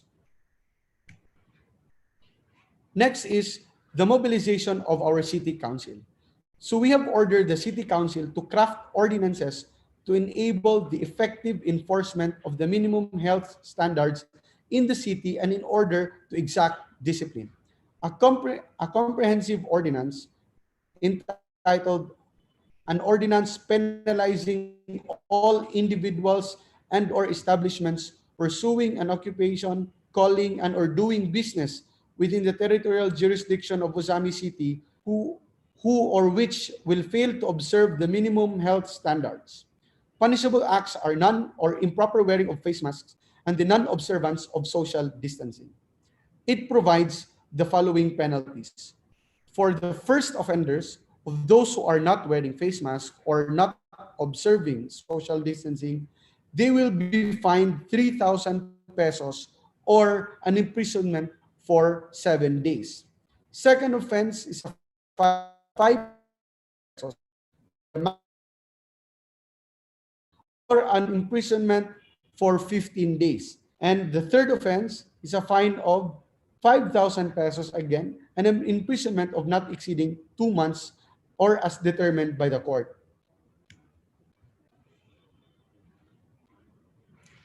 So in the first few weeks of this enforcement, more than 300 individuals were fined as first offenders. And the city was able to make this statement to the general public that we are serious in our local ordinance. We are serious in apprehending those who violate the minimum health protocols.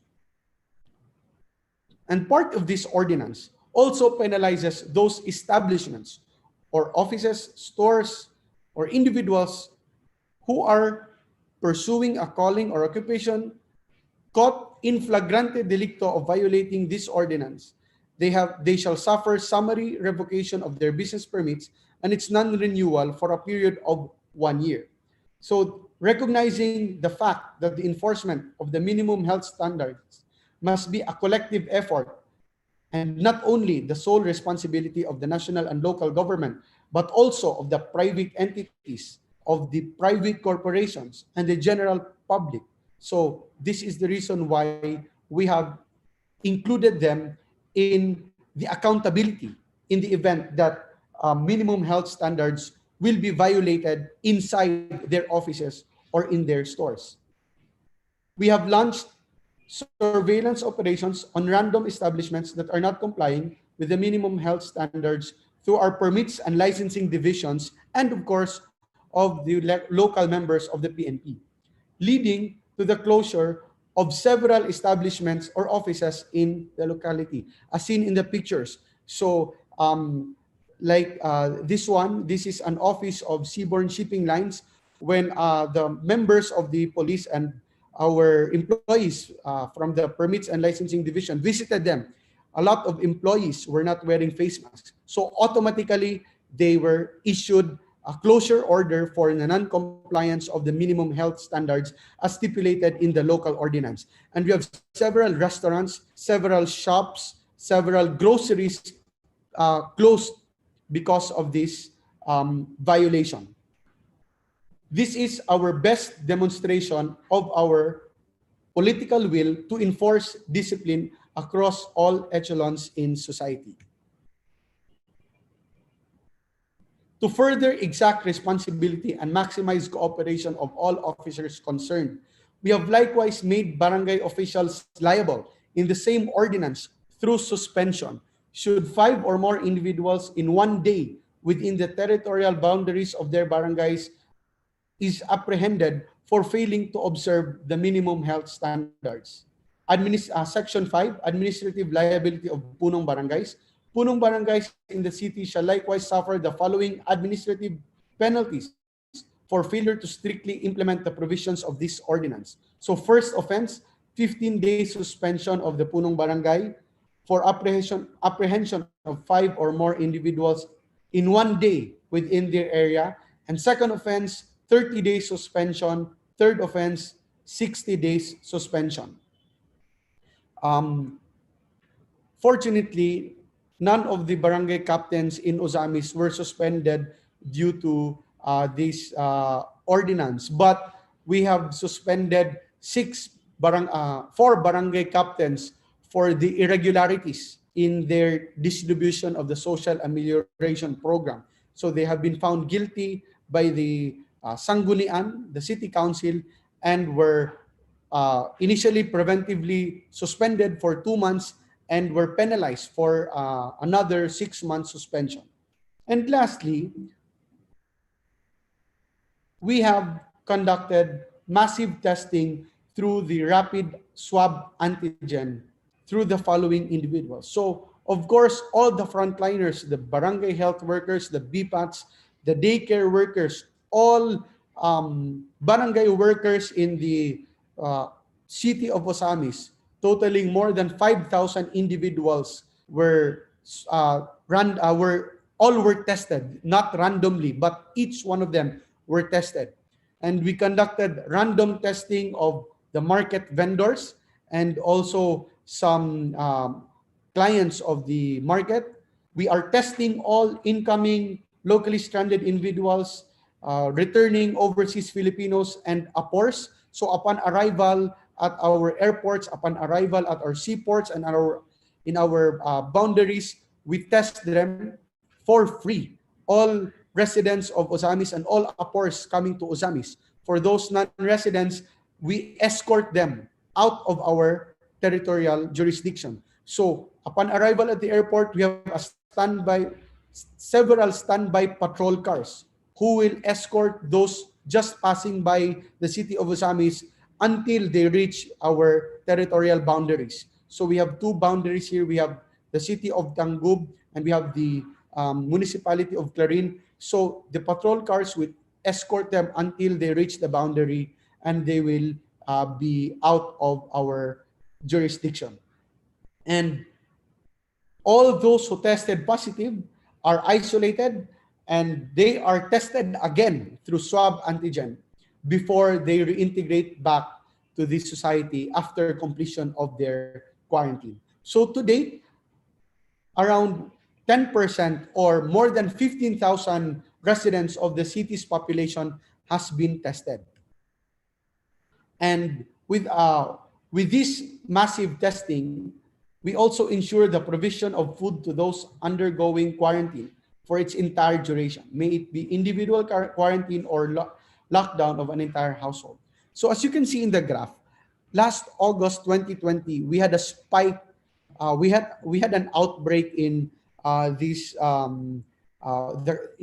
pandemic, and it was during this time when we created those several ordinances and when we really strictly enforced the minimum health standards.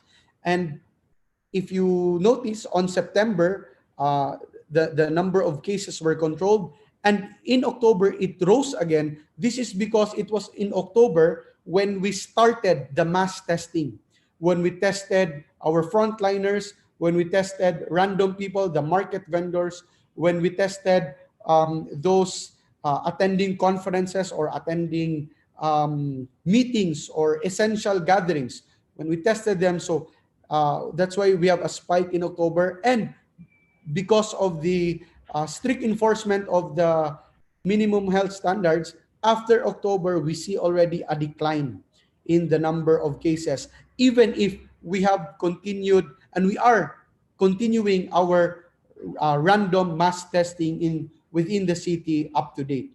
So with this massive, with all this, we were able to minimize and swiftly contain the virus, notwithstanding the relaxation of restrictions as shown in our statistics of confirmed cases. And ultimately, we find and we can say that discipline is our most effective and efficient weapon so far against COVID-19 while we wait for the vaccine. So before I'd like to end with this quote, an anonymous quote: "Discipline is doing what you know needs to be done, even if you don't want to do it." So once again, thank you for this honor and opportunity to share our practices with you all. May we all endure this pandemic safe and strong. Together, we shall heal as one, and together, let us move towards Ascenso Ozamiz. Thank you and God bless. That was Mayor Sancho Owaminal of Ozamiz City. Maraming salamat po. Our sole reactor to this webinar, Rising to the Challenge of the Pandemic, is the League of Vice Governors of the Philippines, Vice President for Luzon, Vice Governor Samuel B. Nantes of the province of Quezon. Good afternoon po, Vice. Vice Gov. Good afternoon. I would just like to check the audio if everyone could hear me properly. Yes po, loud and clear. Ayun, yes. Thank you. Well, of course, forgive me if my picture is a little bit different. I've been having problems with my own Zoom account. But of course, I'd like to greet the whole CLRG, of course, the League of Vice Governors who partnered with us for the said program for today. Of course, to the governors who spoke earlier and those who sent their videos, like Governor Riano, Governor Nonay Contreras, Governor Caico, recently si Mayor Waminal, and of course, Mayor Legacion, and to our moderators, to everyone who's joining us, everyone who's with us today. Siguro this would be just brief lang naman siguro. Of course, when you look at how every executive spoke, may mga governor po, may mga vice governor, mahalaga naman po to realize the demographics that we all come from different provinces, meaning different classes. There are provinces who are first class, second class, and there are cities who are highly urbanized, and there are others who come from component cities. I'm saying this because, of course, it's all about allocating resources properly based on how I tried to listen, although not hindi naman sa lahat, but at least I got to see in advance yung presentation ng iba sa mga nag-present sa atin today. Well, of course, if there's anything that we can learn from it, it's important that all the executives that spoke today or sent their videos highlighted the importance of their stakeholders, the importance of peace and order, the importance of our communication to all the different towns, the different barangays, because at the end of the day, information dissemination could probably be the biggest thing that saved all the provinces and all the cities sa Philippines. And of course, di rin naman mawawala na people had to choose between tourism and business over the safety of people, because we talk about all the different challenges. Sabi nga, iba-iba naman kasi yung challenges ng bawat city, iba-iba naman yung mga challenges na kinaharap natin bilang one, not the main thing that has happened for almost a year, of course, yung quarantine procedure.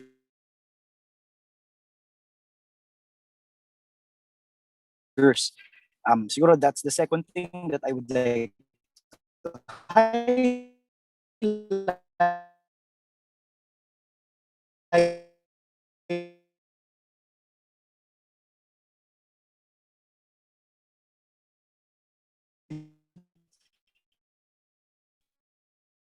The importance bukod sa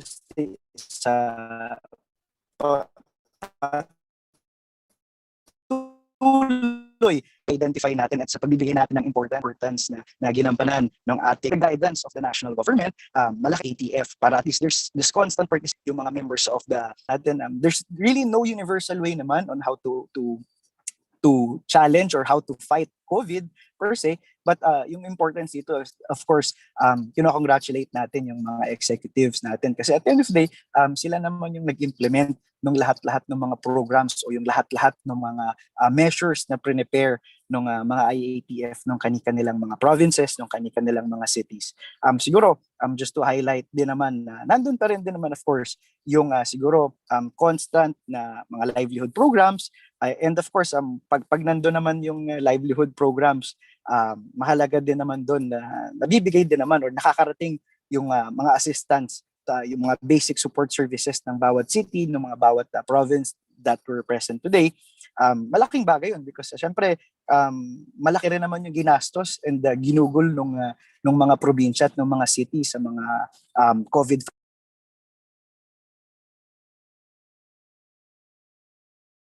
facilities nila and dun sa mga pamimigay ng iba't ibang mga food packs. So at the end of the day, siguro we can all have a sense of security and tama yung sinasabi naman. And siguro being kami, we're the gateway to Bicol. If not naman, we're also one of the provinces bago pumasok naman ng Metro Manila. Like I said, we have different challenges and we have different ways on how to solve our problems. Of course, it's very unique. Like I said, it will always depend on the demographics of our province, of our city. And siguro just being part of the legislative sector,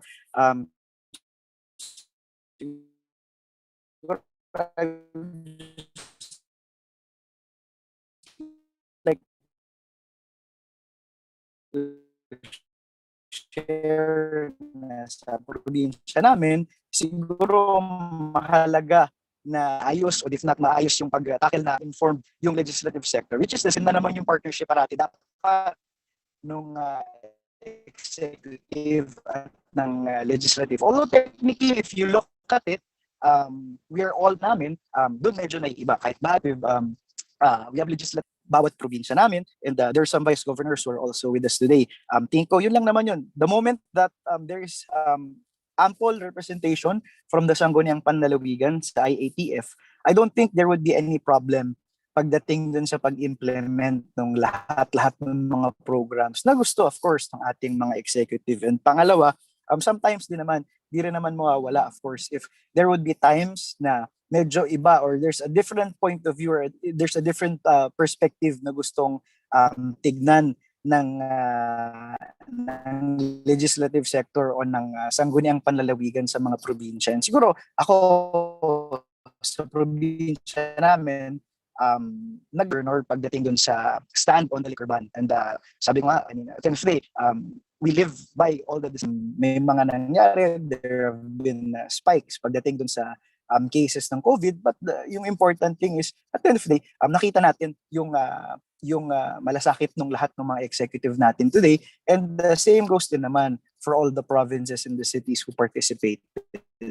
And siguro being the reactor for today, I would just like to highlight 3 points lang siguro, and yung one naman doon, I believe natakil naman ni Mayor Waminal, which is hopefully everyone at the end of the day is waiting for vaccines, and hopefully yung procurement ng mga vaccines, hopefully that would be a big boost to solving the problem of COVID in every province and or in every city. And siguro yung second na gusto ko rin namang i-highlight or gusto kong itanong sa mga executive natin today, of course, ako kasi it depends on how you look at distributing food tax.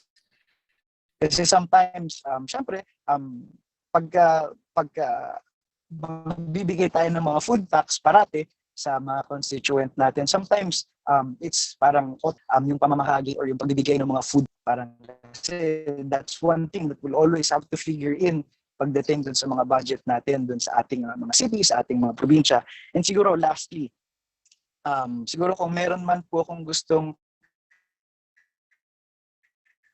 itanong, if not naman, kung meron man po akong gustong i-highlight dun sa ating mga executive, mga governor po, mga city mayors natin na nakasama natin today, is the question of food security. About mga facilities for COVID, we talk about giving kabalik sa iba't ibang mga probinsya. But siguro for me, being the vice governor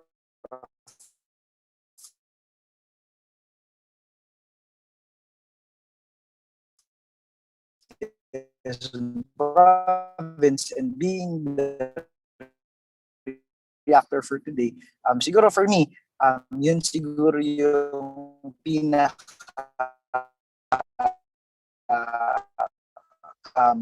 bukod sa lahat ng peace and order and all that, siguro there will always be a question on food security. Siguro yun lang po yung gusto kong itanong sa mga governor natin at sa mga mayors natin, yung food security nung probinsya or ng city nila. Given yung ayuda mula po sa national government, pa yung mga quarantine at nagtagal pa yung mga lockdown sa iba't ibang mga probinsya, mga city. Ang tanong po doon, food security man po, I might leave the Zoom din. Iniwan ko yung asawa ko sa covered court, may event pa po kami. So maraming salamat po sa oras. And hopefully, we get the CLRG and the League of Vice Governors along with the participants for today. We could all talk more on different issues pagdating sa pag-solve ng mga problems natin sa COVID. So to everyone, Good afternoon and God bless. Thank you.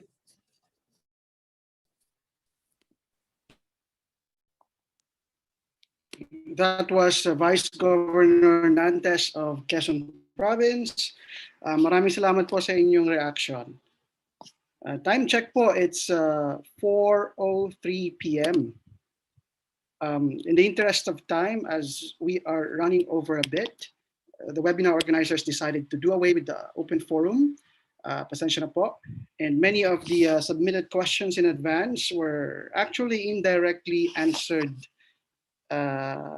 in the presentations delivered by our 5 panelists. Rest assured po, the organizers will send your questions and email address to our resource persons. Allow me now to deliver my quick synthesis.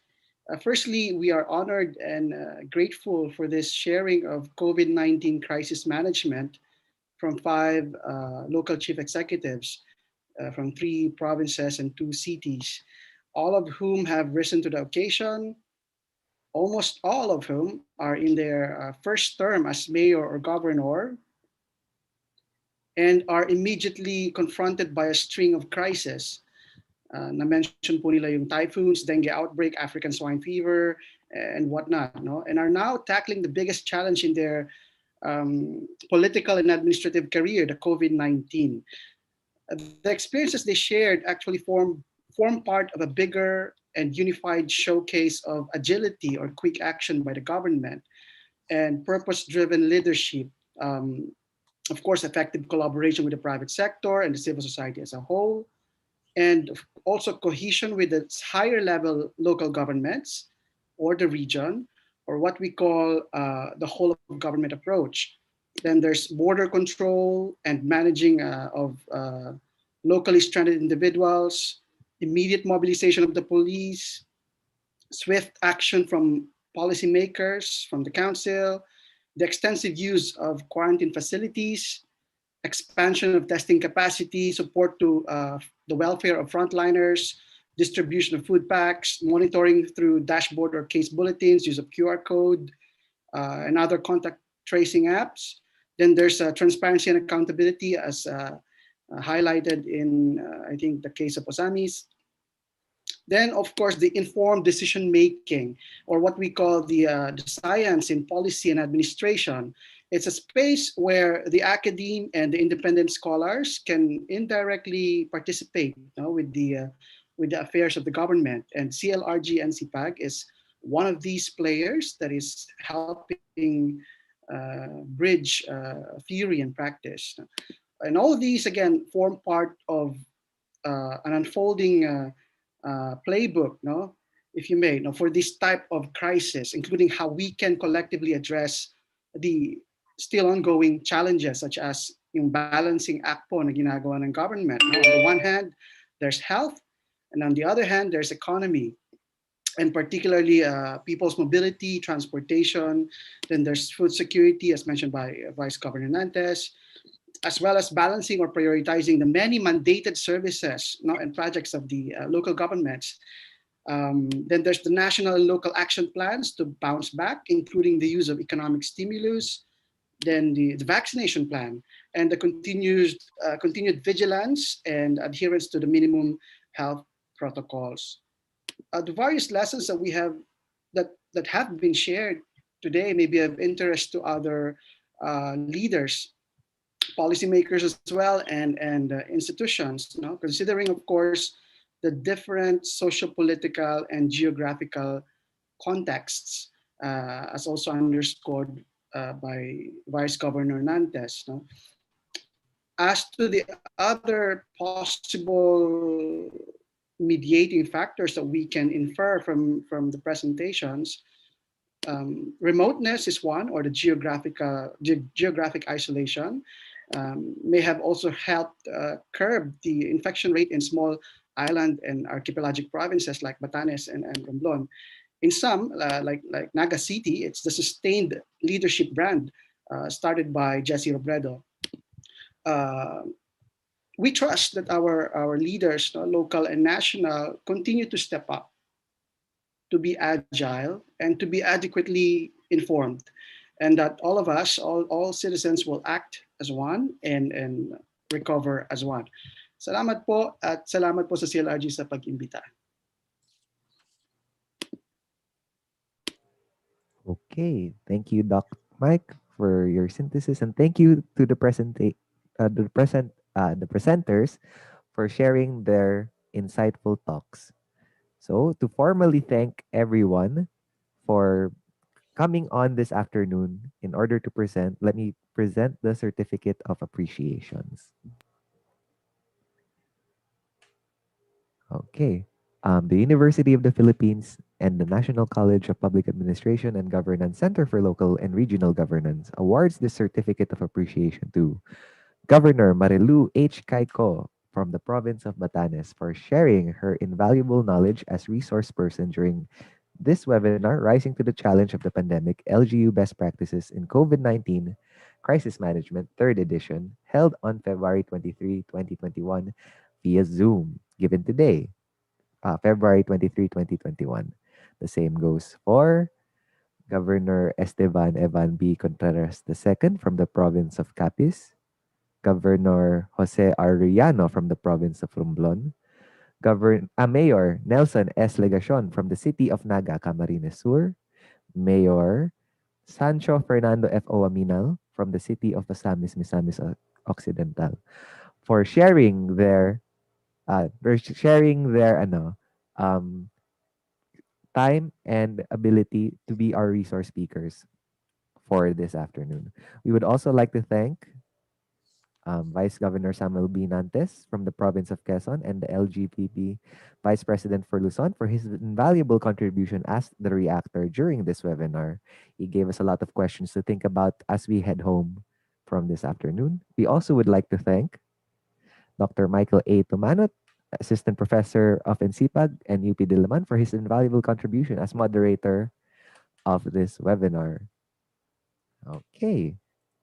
So, sandali po right. And we would also like to give our certificate of appreciation to the League of Vice Governors of the Philippines for its invaluable contribution as institutional partner during this webinar.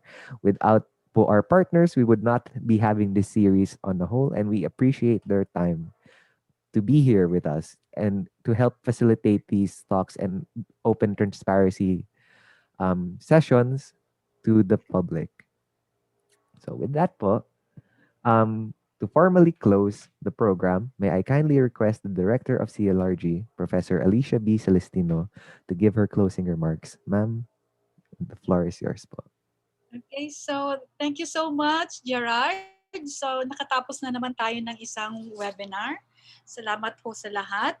Okay, one reason why CLRG decided to continue its webinars on LGU best practices in COVID-19 crisis management is the fact that we are not yet out of harm's way. Though the vaccines are coming soon, hopefully third quarter, fourth quarter of this year, Mr. COVID is still very much with us, and it is even mutating. A lot of variants have been discovered, and who knows, more mutations will appear. So all of us, especially the LGUs, who are the frontliners in the fight against this health crisis, should continue to be vigilant, should continue to respond to the challenges of the changing phase of the pandemic, and should continue to find ways to protect the health of the people and to mitigate the impact of this pandemic. Hence, we still see the need for a continuing discourse on this topic. Okay, first, let me thank our esteemed governors, 3 governors and 2 mayors, who unselfishly shared their time and best practices with us this afternoon. We learned a bag full of lessons from your varied experiences. So madadagdag ito sa napakaraming lessons that we have learned from our previous webinars. Thank you so much to Governor Caico of Batanes. I am happy to note that aside from protecting the health of your province, well, you managed to be COVID-free for at least 8 months.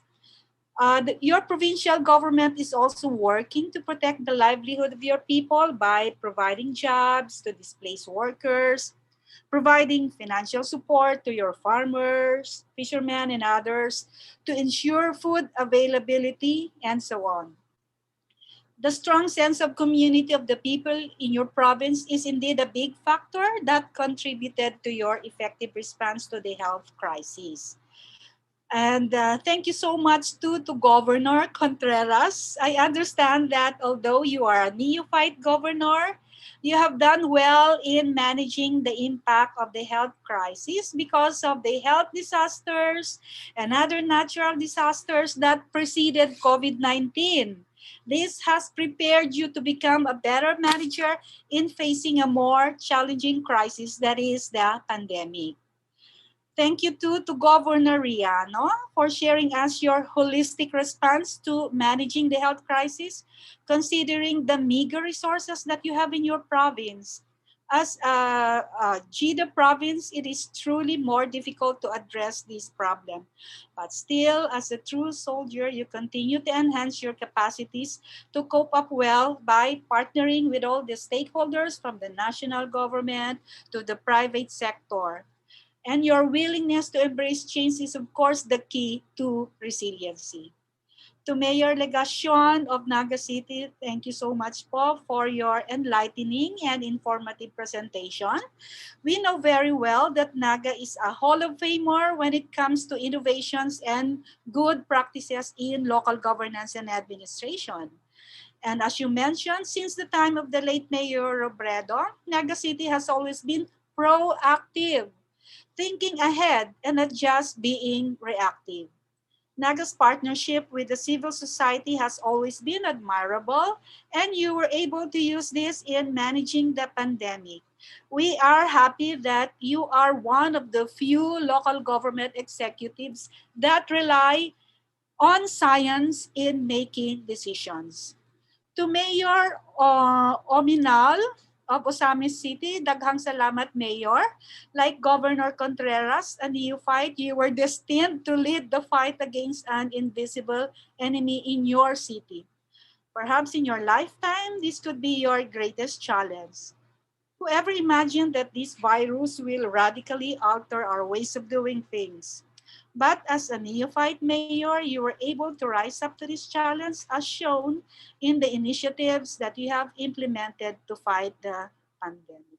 So congratulations po sa lahat ng ating guest sharers this afternoon. You have shown the way how to effectively respond to this health crisis. Moving on, I would also like to thank our reactor, a very young Vice Governor, in the person of Vice Governor Nantes. We appreciate your participation in this webinar.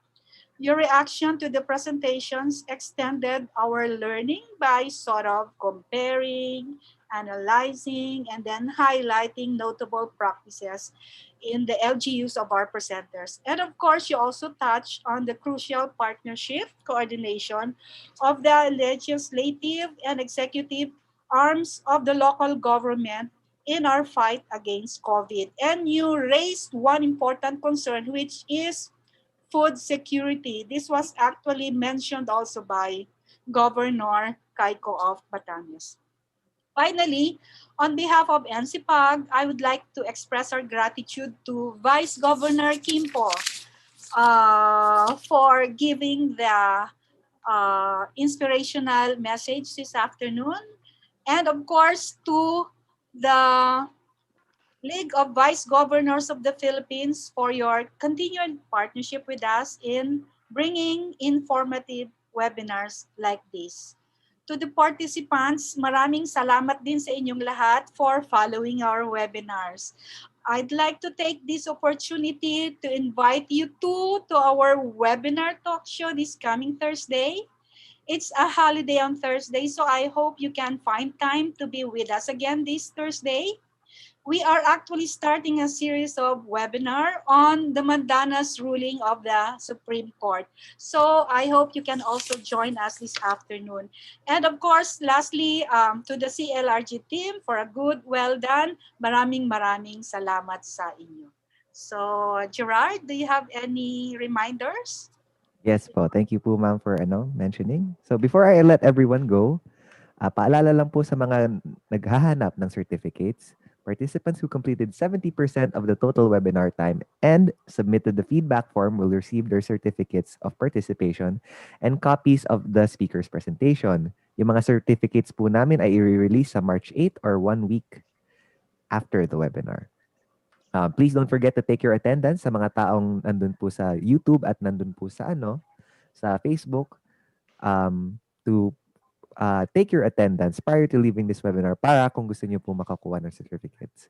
Yung yung feedback form po will be open until Friday 6 p.m. Again, Friday 6 p.m. po pwede po kayong mag-submit ng feedback form. Next po. Ito po yung form. Kung mas madali po i-QR scan ninyo or i-click niyo po sa chat box or i-click niyo po yung link. And that's it. Thank you everyone po for joining us this afternoon. And ayun nga po, as Dr. Mike Tumanot said, the questions that you have sent to us prior will be sent to the participants via email. Please just wait for the responses. Okay. And with that,